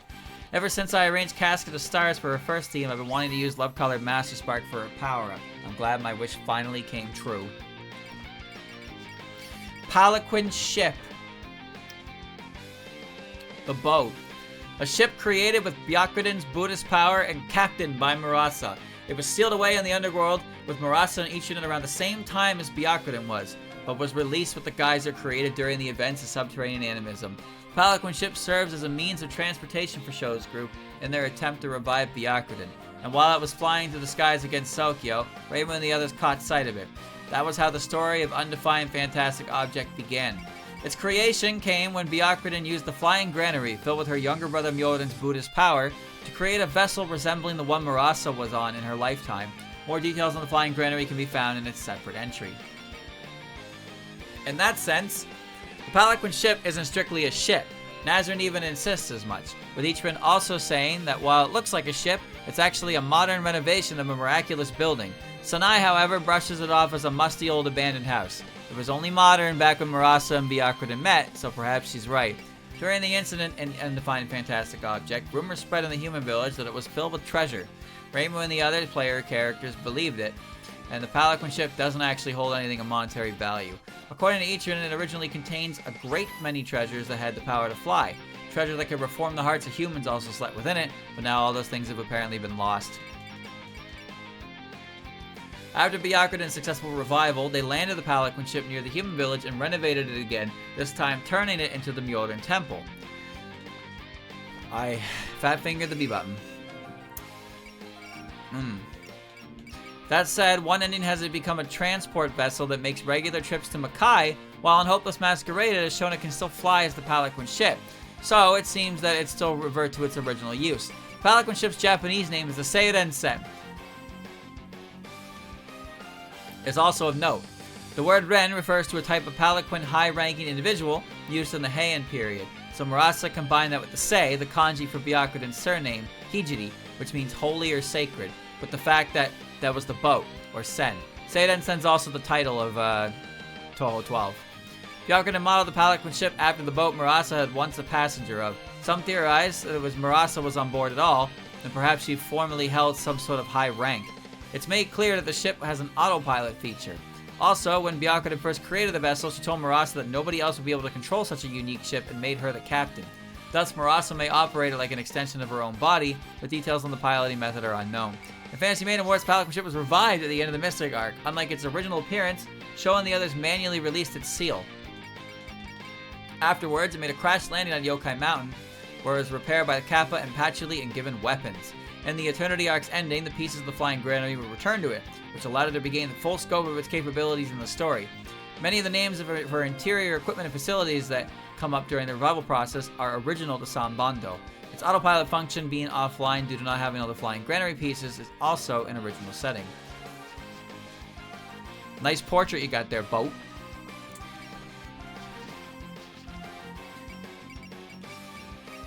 Thank you for playing Side M. Oriental Dark Flight. The theme of Marisa Dream Mode version. I arranged this track while envisioning a Marisa who's grown after going through so many incidents, with bonds formed through long-fought battles. Marisa truly has grown. If we're doing a replay while keeping all our old memories, I personally thought it'd be nice for Fantasy Maiden Wars Marisa to keep hold of her possessions forever. So while this track is based mainly on Oriental Dark Flight from POFE, I included bits from all their previous themes resulting in the forward-facing tune. It's nice to change up the vibes from time to time. Oriental Dark Flight is one of the worst themes in the entirety of fucking Toho. Alright? Terrible. Parse! Jealousy beneath the Earth's crust, capable of manipulating jealousy. Subterranean animism. A yokai living in the underworld, she is categorized specifically as a Hashihime, meaning bridge princess. Parse's first appearance in Stage 2 of Subterranean Animism, where she attacks the player as out of envy. In contrast to Yamame, she's aggressively and frequently vents her envious emotions on others, giving players a sense that she comes from a different world. Parse is deeply envious, and no matter what sort of reasoning she has to use, she's always envies others. Aki describes her as the personification of envy. While she appeared in Essay, she spoke pretty normally for a while, but apparently even then her mind was in turmoil. As the incarnation of envy, she's extremely difficult to deal with personality-wise from a normal person's point of view. In fact, the two Tengu's opinions of her in Double Spoiler are awful. That said, Parse seems to be able to interact with people as long as they can handle her envy, as she has many friends in Old Hell. It's not too clear what her ability is exactly, but Aki writes that she goes up to people and stirs up feelings of envy within them, making it surprisingly direct. Her danger level is only middling, which is an underestimation on Aki's part. When she appeared in Essay, Yukari told Reimu to not waste any time beating her, appearing to show suitable caution against the bridge yokai. Essay's character setting text file states that Parse stands guard over the pit connecting the surface to the underworld, but whether anyone ever comes between the two begin with leaves her role as guardian unclear. When Aki introduces her in Symposium of Post-Mysticism, she completely ignores Parse's role, so maybe it didn't hold that much water from the beginning. Incidentally, in Symposium of Post-Mysticism, also says that if you run into her, you can get by just fine with a greeting. Since that's written in the Gensokyo Chronicle, a book written for humans, this may indicate that she comes up to the surface more often than one might expect. In Fantasy Maiden Wars, Parse appeared alongside Yugi.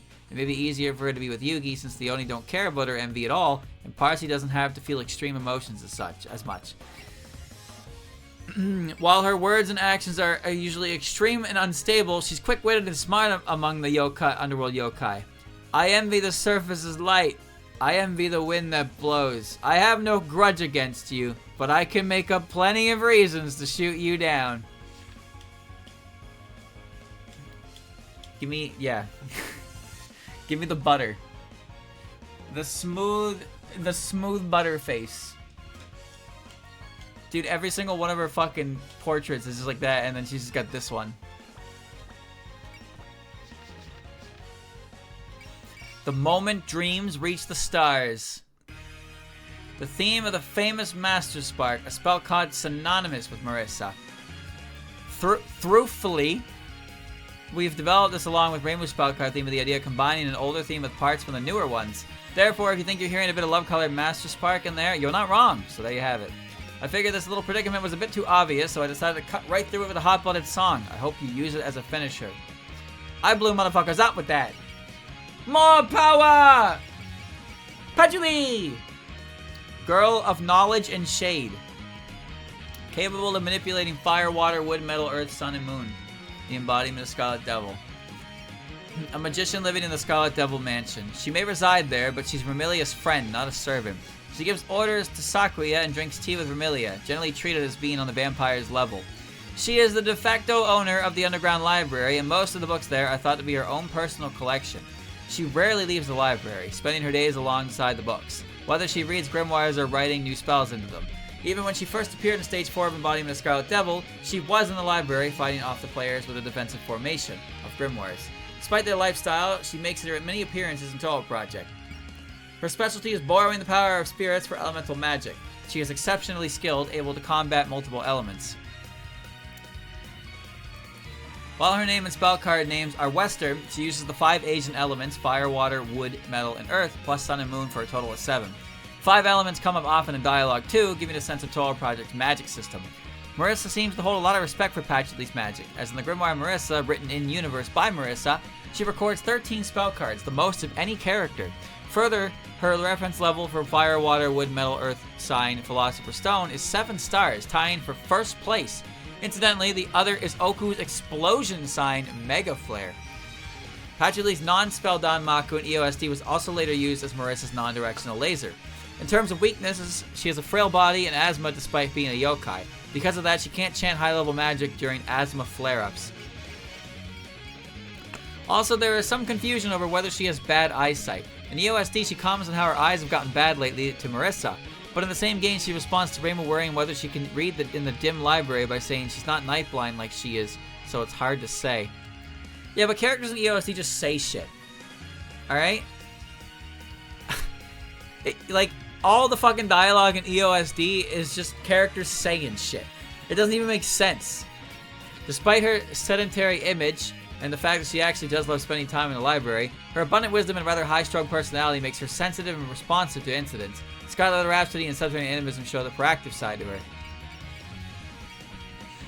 She's also something of a troublemaker, plotting to scatter beans throughout the mansion for Setsubun and troubling Mailing by making mystery circles in the garden without permission. While these small things are always limited to the mansion and not much of a problem, they're still annoying, especially when she's the only one who's never harmed, and the people get caught up in them probably can't stand it. I cast beans! She is a bean. She's a bean sprout. She also boasts an unrivaled number of appearances in Bohemian Archive and Japanese Red. Her own article is a given, but she also speaks to Aya in her interviews of Sakuya, Mailing, and Remilia. The only one who doesn't show up in is in Flan's article, but even then it's possible Aya met her when she was visiting the Scarlet Devil Mansion anyway. Plus, Flandra's article is dated as the 120th season on the 4th of Yayoi, March, and the article for Patchouli's pressed flower exhibit is dated right after that on the 1st of Uzuki, which is April. Other than that, in the manga Inaba of the Earth and Inaba of the Moon, she gives her informed viewpoint in an article about a giant fish appearing in the lake. Maybe she just likes being in the newspaper. In Fantasy Maiden Wars, she first appeared in the Scarlet Arc. In her first appearance, she served as the enemy staff officer. During the Mystic Arc, she joined as an ally along with Sakuya and the others. She's unsociable, but serves as a fount of knowledge. Fundamentally gloomy, sharp-tongued, and fussy, she did still think seriously about how to improve the relationship between her friends Remilia and Flan. My asthma's feeling better today, so I'll show you my best magic. She has some pretty uncharacteristic expressions. Spooky. Spooky.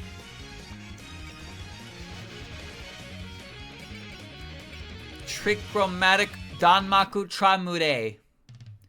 The theme for Reimu Marissa's combo attack. I wanted to create a new sound for the pair, so I incorporated synths, which I was big into at the time, and played around with guitars bouncing from left to right, which reminded me of a coordinated attack. Pull back the curtain a bit. I didn't think the intro dududum was very important, but Sanban and Kobu both insisted that dududum is super important. It is. I remember being pretty baffled by that. I see, so it's that important, huh? The name Tramure means dreaming in French. Speaking of, that makes me think of the tricolor, but we're missing the blue, aren't we? That dududun is how Dechromatic starts. You can't leave it out. It's very important. Purism River Sisters. Poltergeist Sisters, capable of playing instruments without their hands or feet. Now, I don't know why you had to specify feet, because I don't think you play instruments with your feet. Now, I know what a kick pedal is, but really? The 3 Poltergeist Sisters together from the Predator River Ensemble. They mainly perform at yokai parties or concerts and run into Reimu and the others in Perfect Cherry Blossom, while on the way to perform at Hakigokuro at Yuyuko's invitation.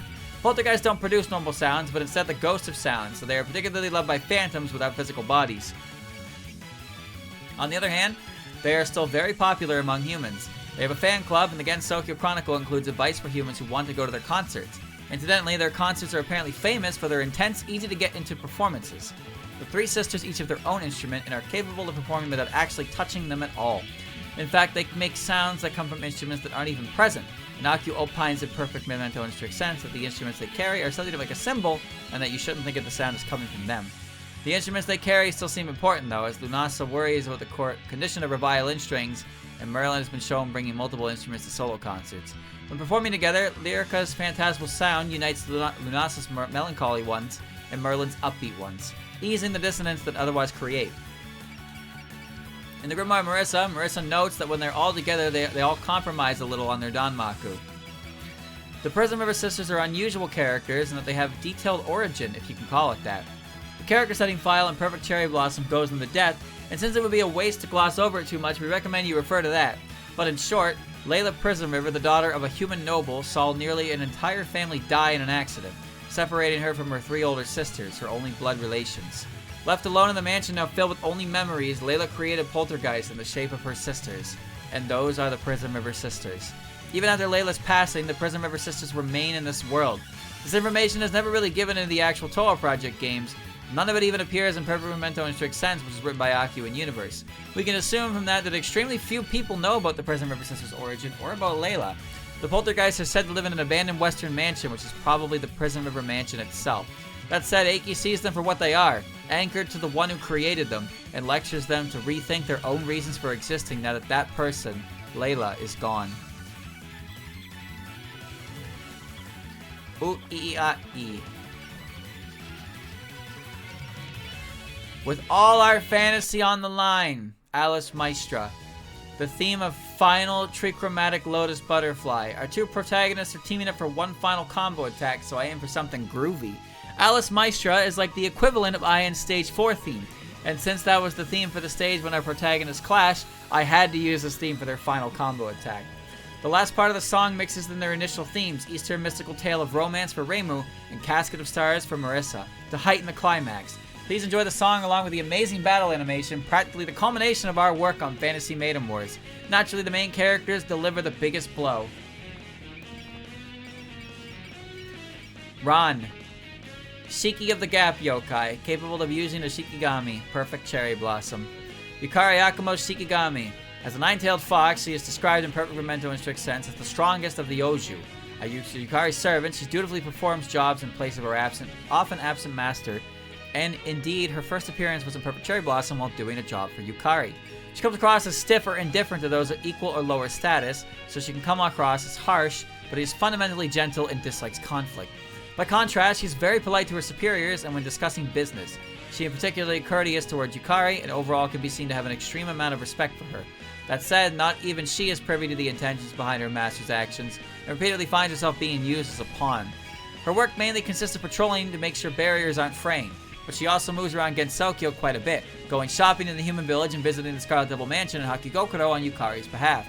The only times Ran has made a solo appearance, at the time of this writing, is in the original games. In the original games are PCB and Shoot the Bullet, but she's kept quite busy in games featuring Yukari as part of her attacks and conversations and endings. A character who embodies the special traits of a Shikigami said that she can answer any question as long as she's programmed to do so, but her answers tend to be tense and somewhat thoughtless. This is her fate, in a way, as part of her Shikigami characteristics. Even she knows this. She's remarked that she can't take any action outside her orders, however, Yukari personally gives her jobs that are above what one might otherwise give to a Shikigami. Unlike Chen, whose traits are not possessed or described in detail, not much is said about Ran other than in the context of her being Yukari's Shikigami. Because of this, it's impossible to determine if depictions of Ran show her true nature or her nature as Yukari's Shikigami.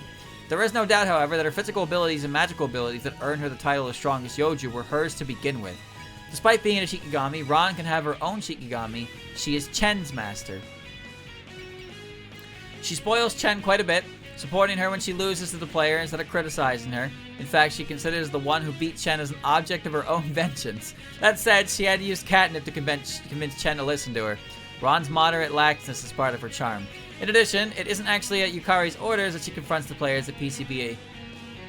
At Yukari's orders. What?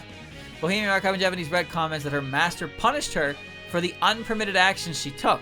Her interests are unknown. but the same book also mentions it calculates the width of the Sansa River as a way to pass time. The Sansa River's width is said to be determined by an extremely complex set of factors, including the things that deceased person did in their lifetime. So the difficulty of the equation to solve for it must boggle the imagination. This was mentioned in the Boom Boom Bao newspaper, and Komachi remarked that it was very interesting upon reading it. Ron herself is quite confident in herself, but it's not clear whether her results are actually correct or not. She loves deep-fried food, and witnesses have seen her buying it in the human village before. Her mental strict sense suggests that offerings some to her can let you avoid fighting her, but considering her personality, that seems dubious. In Fantasy Maiden Wars, Ron first appeared in the Scarlet Arc. In it, she was busily flying here and there at Yukari's command. She seems to bring Chen along on what jobs she can, so they frequently appeared together. I don't want to be lumped in with Simple Beast. I am someone's Shikigami. My fried tofu!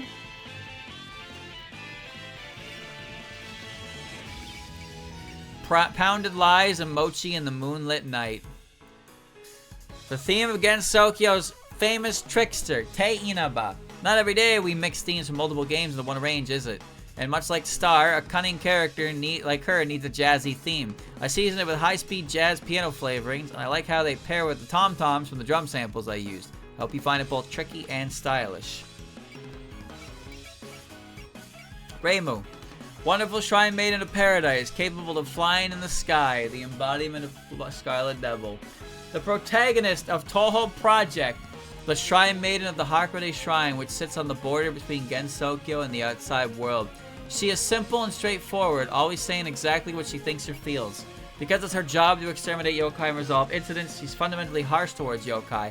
But on a personal level, she treats humans and yokai equally and doesn't get hung up on things too much. Since she treats everyone the same, she tends to draw particular favor from powerful yokai. Reimu was a very laid person. Oh, but what? You mean laid back? A very laid person and generally spends her days cleaning the shrine grounds, drinking tea, and taking naps. This has put her far behind on her aesthetic training, while Akio says that she has the weakest sense of urgency of every shrine maiden who came before her. But as soon as she senses an incident is afoot, she changes completely, becoming aggressive and proactive in her efforts to resolve it. Her main tool to solving incidents is her intuition, and she seldom has any particular grounds or evidence for what she does. In fact, she frequently complains during these incidents about it being too dark to see, or not knowing where to go, or even wondering if it actually has no sense of direction to begin with. Despite her griping, though, she does tend to reach her destinations anyway. Maybe it really is thanks to her intuition. As mentioned before, Reimu is basically easygoing and not particular, but when it comes to her duty, she is merciless, exterminating any yokai, people, or fairies she encounters when resolving incidents. In that sense, deep down, she is unbiased, a trait required to the Hakurei Shrine Maiden. She seems to be the ideal person to act as a balancing factor against Sokyo. Her ability to fly in the sky is very literal on the surface, but it extends beyond that as well, granting her freedom from all shackles, whether mental or physical, tying the ability to Reimu's very essence. The Hakurei Shrine receives few worshippers, which means it doesn't collect much in the way of donations. While this still may instill an image of poverty, she does have income sources aside from donations, such as rewards for resolving incidents. So it isn't that she doesn't have any money. She even goes shopping in the human village sometimes. That said, the shrine is referred to as being short of money sometimes, and Reimu certainly doesn't seem to be living in luxury, so she likely just lives a simple, frugal life. In Fantasy Maiden Wars, Reimu was the main character of her route. We envision her as a basic, real robot-type character who gets a new set of equipment better suited to her abilities. For more on that equipment, see its separate entry. The story surrounding her upgrade went off without much of a hitch, but in the latter part, things turned to Reimu's own power being an issue disturbing the order in Gensokyo, and so she had to confront that. I only have one job, exterminating anyone who causes an incident. Reimu, kill. She's pretty good at that, actually. Feel eyes on you. Udangi's theme. Between her cynicism, her cowardice, and the kind of strictness you only get from former soldiers, she's a great character, right? She's a sniper type in-game, which makes her fun to use, and it's very satisfying to see how cool and cute her animations are. Udangi's essence is captured in her words, actions, appearance, movement, sounds, and abilities. You can tell how many people enjoyed working on her. Feel my gaze fall upon you! That's the idea behind the title. Chills. Reimu. This entry is about Reimu, when she was in her new Fantasy Maiden Wars original equipment. For convenience, we'll refer to new Reimu as her new model. New model Reimu was equipped with brand new yokai extermination tools, most of which are made by Yukari. Originally, since her tools were getting old, re-outfitting herself usually meant taking much meant making them on her own or asking Minosuke to do it. This time, though, Yukari created them. They were carefully made and enchanted to enhance Reimu's Danmaku fighting capabilities. In other words, they are specialized Danmaku equipment. Yukari had two major reasons for creating this gear. The first was to make the Shrine Maiden responsible for safeguarding Gensokyo's peace through Danmaku into a cornerstone for lasting harmony by empowering her Danmaku capabilities. The second was to prevent Reimu from breaking her own Danmaku battle rules, since she ran that risk by using her own power during them. In other words, the equipment both enhances her ability to fulfill her Guardian of Peace and Order role as the Hakurei Shrine Maiden, and limits her lest she unleash the true extent of her power. It's simultaneously a barrier to protect Gensokyo and a barrier to restrain Reimu's strength, a barrier made by Yukari for Reimu specifically. As one might expect from a creation of Yukari's, it uses extremely complex techniques, but Reimu had already mastered it by the end of her first battle. While the gear was specifically made for her, she only could have used it without getting mentally caught up on it with all the different barriers. Everything surrounding this new model gear is a Sanbando original. Udanzam! The theme of Udangi's special technique, Lunatic Red Eyes. I don't have much to say about the song itself, but I recall trying out some new sound sources. Those fancy drum beats in the background. By the way, LRE's animation is super cool, right? I put a lot of effort into the sound effects, so make sure to check out the dynamic kill animation. And when you know it, Raisin. Lunatic Lunar Rabbit, capable of manipulating madness. Imperishable Night. A moon rabbit living at Ayante. She used to live on the moon, but escaped to the Earth in her backstory. She has an unusually long name, but her real name is just Reisen. Reisen is her real name with the Japanese characters to fit in on Earth. Meanwhile, Udangi is a nickname given to her by Eren. Inaba is a nickname given to her by Kaguya. Furthermore, her actual name, Reisen, was given to her by the Watatsuki sisters when she lived on the moon. She first appeared in Stage 5 of Imperishable Night, where she assisted Eren in setting a trap for the players. Since then, she has appeared a number of times doing things such as selling Ayante's medicine in the human village, or showing herself to gather information during an incident. However, she hardly ever acts with the goal of resolving an incident. She holds a unique position as a messenger of Ayante.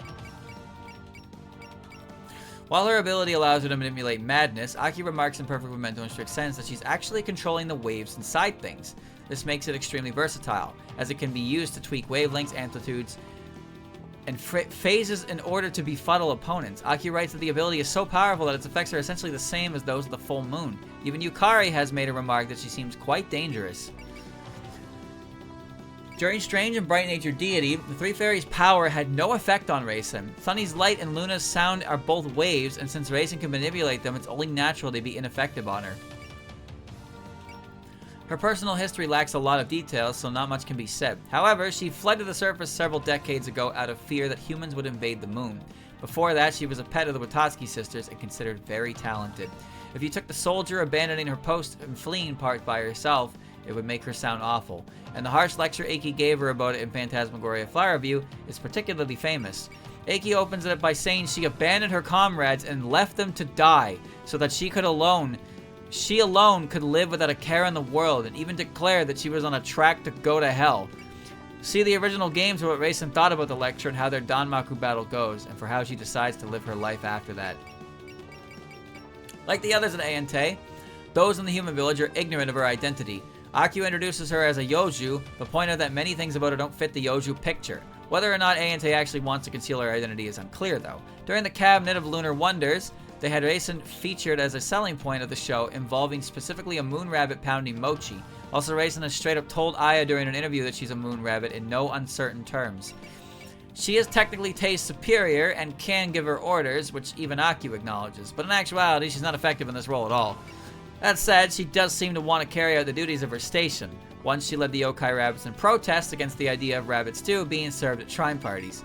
Reisen is also famous for how unique all of her spell card names are. They go beyond the level of being difficult to read, even interpreting their meaning at first glance would be impossible. They're so complicated that even including Yomigana to aid in pronunciation. The fuck is Yomigana? While this may have been done as a dig at the complicated Udangi name that Eren gave her, the word Udangi is actually a normal one referring to a type of plant.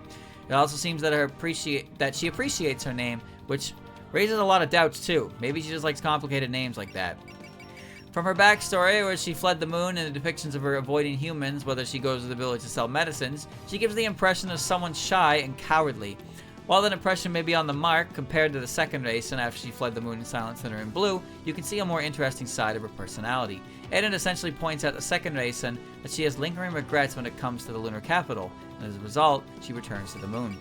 This Raisin, on the other hand, has permanently locked away her lunar raiment because she has decided to never go back, and besides, the mere fact that Eren has accepted her likely belies the true strength behind her resolve. As mentioned above, Udanging is a nickname Eren gave her, and the game's character setting text file lists her reason for doing so as unknown. However, in Cajun Lunatic Runegate, she describes Udangi as a plant that feeds off of impurity. Impurity only exists on Earth, so Kaguya guesses that Eren hopes her Raisin to bear beautiful fruit from her contact with Earth's impurity. Speaking of nicknames, the character setting text file says that Kaguya actually calls all rabbits Inaba, Raisin being one of them, so perhaps she thinks all rabbits are the same. Still, there is a scene in Cajun Lunatic Runegate where she calls her Raisin. Though Kaguya may treat Raisin and Tei as if they're the same, common sense would imply it's unlikely she doesn't recognize that they are in fact individuals. It seems fairly normal. In Fantasy Maiden Wars, Raisin first appears in the Mystic Arc. There, she was depicted as an oversensitive character with a strong sense of caution towards the moon and her own internal motivation.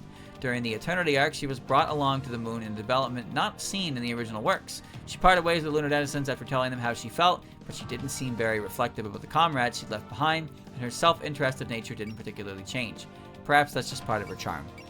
During the final arc, she reunited with the Watashi sisters a second time and was awfully nervous around them as usual. Because she's said to be a talented soldier, she has a very good eye for tactics, quietly giving opinions during planning scenes and the like.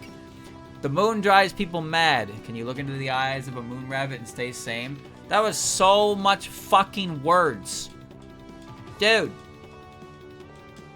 Words! We made them up!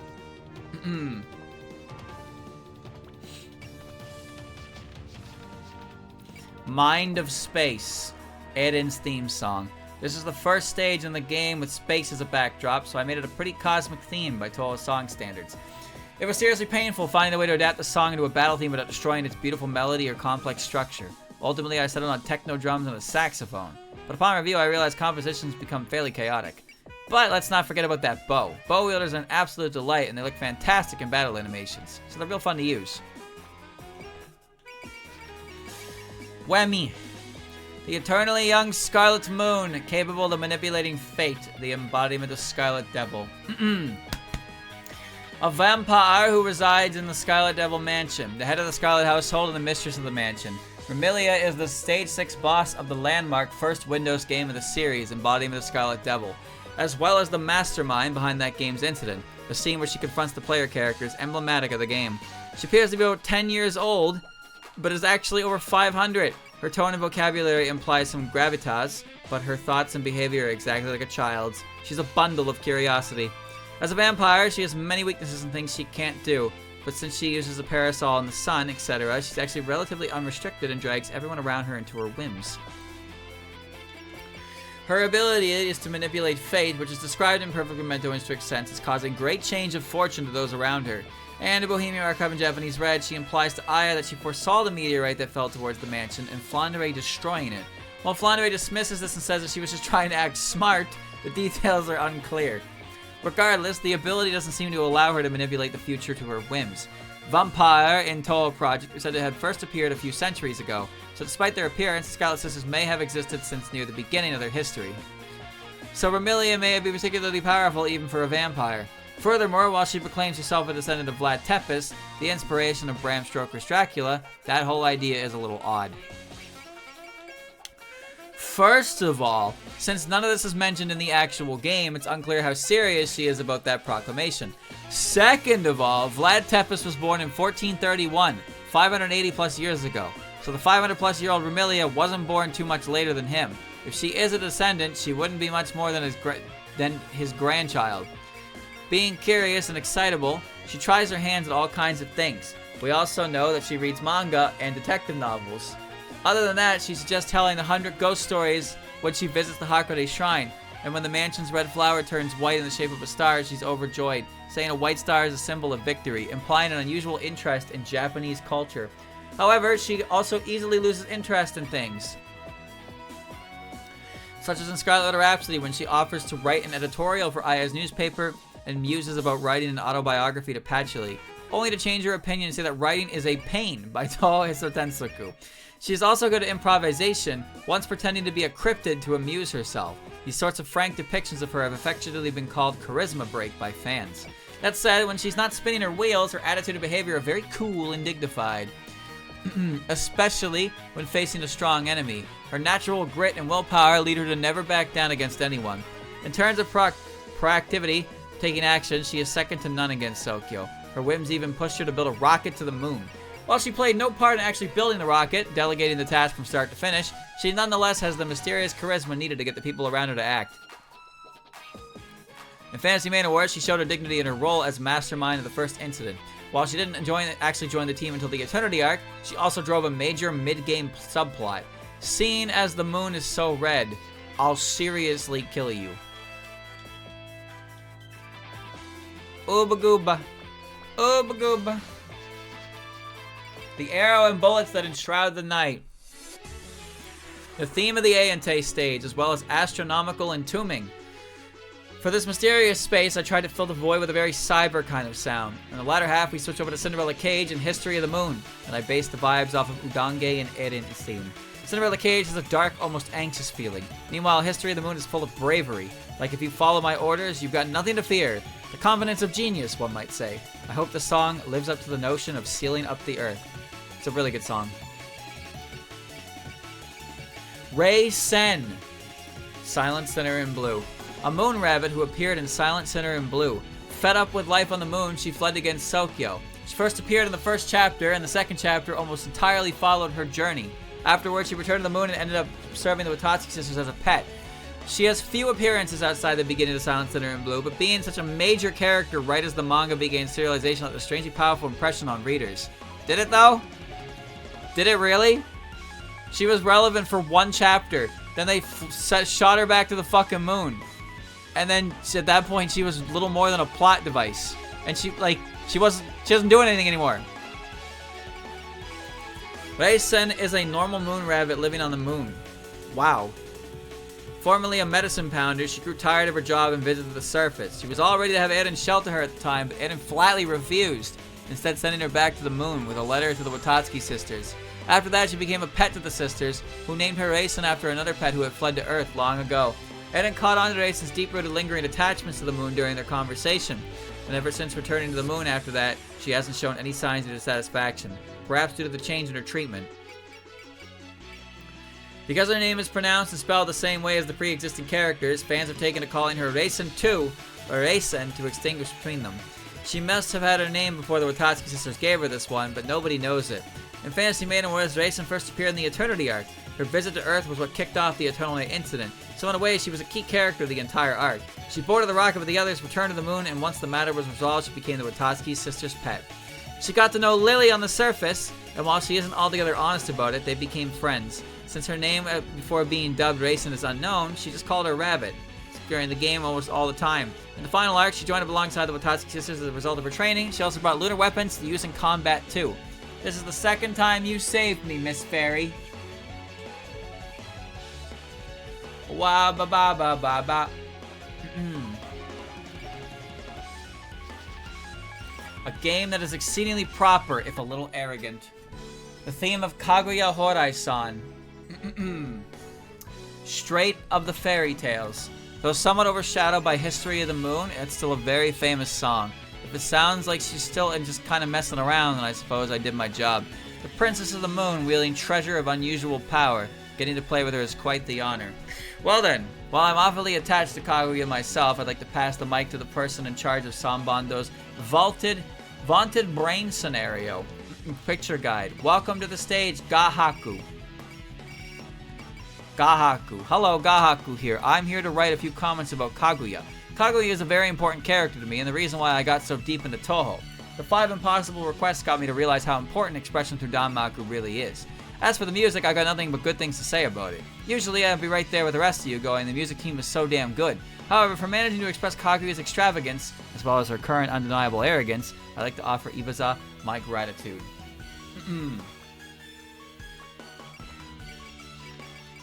Rinosuke. No image. Cordindo shopkeeper, capable of identifying items, the name of the utility. Curiosities in Lotus Asia. The proprietor of Cordindo, half yokai, half human. He is speculative and philosophical, giving these all kinds of matters and talking to Rainbow and Marissa about them. Curiosity to Lotus Asia records these talks and serves as an in-universe diary, but there are some exceptions to this. He tends to be rather unsociable, which would make him a poor fit for business. However, Cordendo's unique product lineup and his own useful ability draws quite a few customers despite his location, which has given him a wide range of personal relations. Minosuke's ability is to understand a tool's name and use it just by looking at it, a handy power to have for the objects of the outside world that frequently end up against Sokyo. But it doesn't allow him to understand how to actually use an item, so he frequently can't make good use of them. Perfect Memento in Strict Sense gives one story about this. He once understood that a game console was a toy from the outside world, but not how to actually play it. So he started kicking it around like a soccer ball, a story to make your shins hurt and also feel like it's such a waste. Renosuke once worked at Kirisame Item Shop, a shop in the human village, but he struck out on his own, wanting to use his ability to deal in items nobody could figure out a use for. Perhaps because of his large-minded nature as an item shop owner, Cordindo deals in a very wide variety of items. However, he has a habit of making items he takes an interest in unsellable, so it's an open question how much the villagers actually gain from the strange tools. On the other hand, Minosuke uses a stove in Cordindo, and in Silent Thunder and Blue, he put up what seem to be electric lights, so he appears to be using tools from the outside world as part of his life. He is also very well versed in magic, knowing much of its theory. The knowledge is something he can put to practical use too, such as when he created the Mini Hakudo, a powerful magic item by himself. Renosuke's place of training, the Kirisame Item Shop, is also owned by Marissa's family. He went independent before she was born, but she knows him. He's known her since she was little. According to a Boom Boom newspaper clipping his symposium post-mysticism, Cordindo existed at the time of the 76th year. Embodiment of Scarlet Devil occurs in 108 seasons, so by that metric it's been over 40 years. Renosuke may have been practicing a Kirisame magic shop before Marissa's parents were born, much less her. In addition, his name, Renosuke Morichika, is something he gave to himself after he opened Cordindo. His former name is unknown. What do you mean his former name? His exact age is unknown. He's also been around since Sokyo was isolated by the Great Hakurei Barrier. He's also appeared to be more than 100-some years old. In Fantasy Maiden Wars, Renosuke appears starting in Chapter 1 of Marissa's route. He's a key side character. I lost what I got. He's a key side character in her route all the way to the Scarlet Arc to the Eternity Arc, only appearing in dialogue scenes. There was one scene in the Eternity Arc where he spoke to Mima as an acquaintance, but that particular setting is original to this game. I see. To hear you say that, I truly am blessed as an item shop owner. A babagoo. 3 more, chat. 3 more. The shiny moon rises over this absurd night. The theme for End of the Imperishable Night. First time I encountered this, I had no idea what was going on. Try to capture a feeling of rushing through the night with rapid BPM changes. Rushing headlong towards Imperishable Night's conclusion, I aim to create an exciting, fast-paced tune. Now go! A new dawn awaits! Oh yeah, here's a fun language fact for you. The title includes Gekko as a neologism. It means rising moon. I don't know what that means, but sure. Lumia! Yokai of Dusk, capable of manipulating darkness, the embodiment of Scarlet Devil. The Stage 1 boss of Embodiment of Scarlet Devil, a yokai of no particular category. As her title and ability imply, she can manipulate darkness and wrap her surroundings in it. She is not at all concerned what others think, and often spends all day aimlessly wandering about hidden in darkness. She can't see well inside the darkness either, but even that's of no concern to her. She seems to be one of the weaker yokai, but Perfect Memento in Strict Sense repeatedly warns to run away from her immediately, and there are many eyewitness reports of her. She may be a perfect example of the sort of yokai humans watch out for in their daily lives. In the same book, it also says she has trouble making conversation. When Rainbow and Marissa run into her in EOSD, or when I interviews her in Bohemian Archive and Japanese Red, she seems fairly talkative, albeit unable to stay on topic. Perhaps this is more referring to how humans and yokai have different values, making it difficult to properly communicate. Or something. She's pretty laid back and isn't particularly motivated to assault humans. In Bohemian Archive and Japanese Red, when Aya recommends putting in the effort to attack them, Raimia says it would be a bother. Incidentally, she's also sometimes depicted worrying about rough skin and split ends, so she appears to be unexpectedly sorry? concerned with her appearance? What? There are some other tantalizing details, like her not being able to touch the ribbon on her head, or being unable to create darkness on the night of a new moon. But they've never been followed up on, so she remains a mystery. Furthermore, her darkness is apparently magical, nullifying even the effects of torchlight. Also, it is said that it's always night around her, so it seems her power is more over the night itself than just darkness. In Fantasy Maiden Wars, Rumi is laid back and goes at her own pace. In the Scarlet Arc, she was half forced on a Rainbow's team after they beat her. After that, she started working with it more frequently. At first, she seems to be of no particular reason to work together, but as she gets along with the fairies, especially Cherno, she gradually becomes part of the team. Is that so? So nanoka?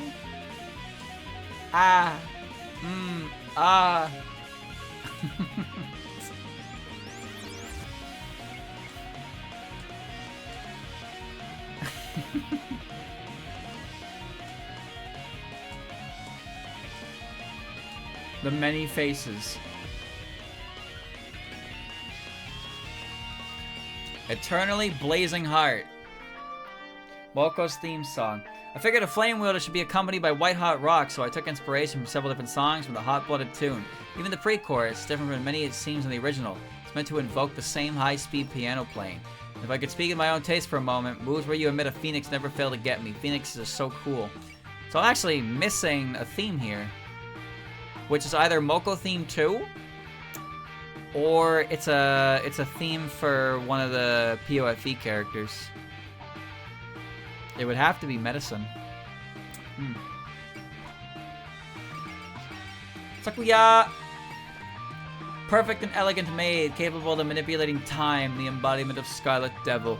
A maid working and living in the Scarlet Devil mansion, an only human resident. While her position as head maid, the fairy maids that report to her are useless, so she does all the housework herself. From cooking to cleaning to laundry. She's a lot of work, but completes it all flawlessly. To do so, she relies on both her sharp mind and home skills. Just as her title says, she is perfect. However, she sometimes seems a bit airheaded too, saying stupid things with a straight face or doing some things her own strange way. She first appears as an embodiment of Scarlet. Scarlet what? And later in many other games as a playable character. She first appeared in EOS, End of Service. Her ability to manipulate time has the power to arbitrarily change the rate at which time flows. She can do things like stop time, so only she can move, or speed up time to ferment alcohol. Moreover, controlling time is the same as controlling space. She can also expand or contrast space. In her everyday life, she makes use of this ability to do housework or in Danmaku battles. Obviously, this is a very powerful ability. In perfect memento and strict sense, it's called the highest class of ability possessed by a human, and that it's not something that can be attained with training. As for why she works in the Devil's Mansion, EOS's character setting text file is rather indifferent, saying she doesn't care about honor or power as long as she can eat. However, in Imperishable Night, it says she can't imagine better living conditions, implying that she strongly favors her current life. It's possible she had a change of heart in between the two games. Well, and EOSD also says her age range is 10 to 20. On that note, she's also known for her harsh remarks in EOST, where she acted cold and distant even towards Vermilia, but in later works she's shown a strong sense of loyalty to her. This is especially noticeable in Imperishable Night, where the series most emphasizes the bonds between humans and yokai. She is skilled in martial arts and knife throwing, especially talented with her knives. Perfect memento in strict sense that she could hit a fairy maid with an apple on her head right between the eyes from 20 ken away. A ken is an old Japanese measurement of about 1.8 meters, so that would be from 36 meters away. This is about twice the distance from the pitcher's mound to the home plate in baseball, so it's no exaggeration to call that ridiculous. Not to mention the physical strength it would take to throw a knife that far, which is a famous little meme. Incidentally, her skills with a knife are said to be proportional to her cooking skills, so she's an amazing cook too. While she's a notably busy character even for Toho, Perfect Cherry Blossom's character setting text file says she receives no wages. However, despite that, she manages to maintain quite a few hobbies, from creating Chinese food to pure sleight of hand that doesn't involve tricks, to collecting rare items. In particular, her love for unusual things comes up quite often. She once tells Suika to gather such things, and other times she mixed strange items into Vermilia's food. Furthermore, while she is a human, Aku notes that nobody ever saw her before she started working at the mansion, implying she is not from Gensokyo. She also seems to be ostracized by other humans because of her abilities, and that isn't even mentioning that Sakuya Izayoi doesn't seem to be her real name at all. It was given to her by Vermilia. In short, she's a mysterious character with a lot of gaps in her backstory. In the Scarlet Arc, she crossplays with Rainbow's group time and time again, unaccustomed to how humans and yokai live in Gensokyo. In the end, she decided what path she wanted to walk. By the Mystic Arc, she was already marching to the beat of her own drum. Since then, she mostly follows Vermilia's orders and works together with Reimu's group. Due to her personality and skills, her companions trust her a lot. Even your time belongs to me. When did she make a face like that? Magical girl Sakuya-san. I don't remember her making that face either. Or that one. One more. Innocent Poison.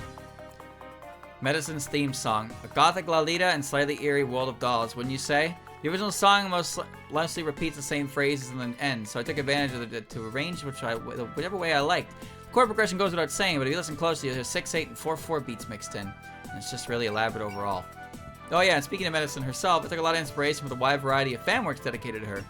I hope all you big Medicine fans will find something to enjoy here, if even just a little bit. Snai. Deified human of wind, capable of performing miracles, mountain of faith. The wind priest is the Moria shrine. She once lived in the outside world, but came against Sokyo with the shrine's gods.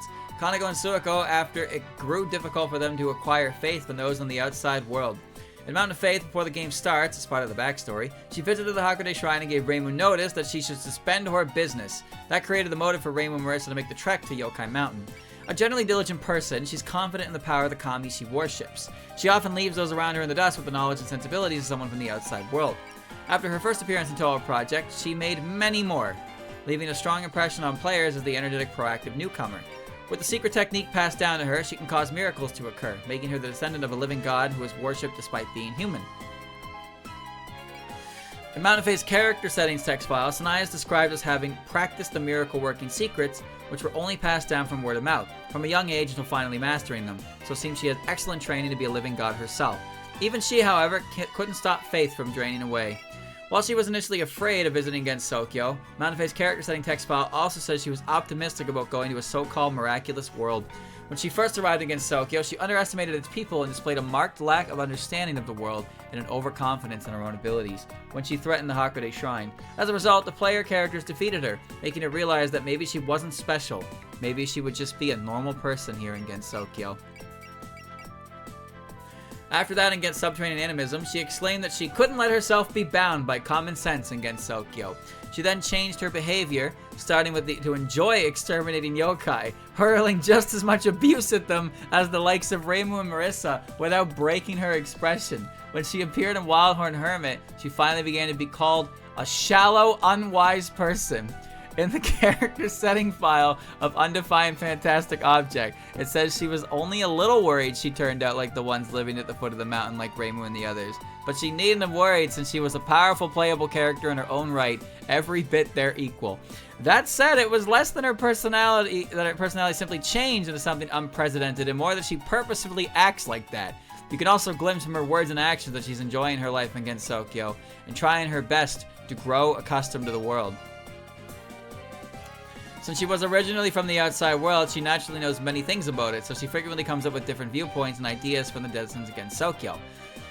In Toho Hisotensoku, she mistook Toho Hisotensoku's shadow in the distance for a giant robot and went off searching for its launch base. A lot of her Danmaku features pentagram motifs. When Marissa frequently uses star-shaped Danmaku, the bullets themselves are stars in her case. Sanai, meanwhile, depicts stars with her Danmaku. For Sanai, perhaps the true meaning is not the star shape being her symbol, but rather the act of creating that shape. She seems more the science type than the liberal arts or athletic type, and while she doesn't know much about history, she's knowledgeable in science-related topics. Her hobbies are a little strange. She loves reading occult magazines and passionately talking about cold nuclear fusion. In Fantasy Maiden Wars, Sanai first appeared in the Scarlet Arc, since the Moria Shrine landed against Sokyo at the same time the Scarlet Mist appeared.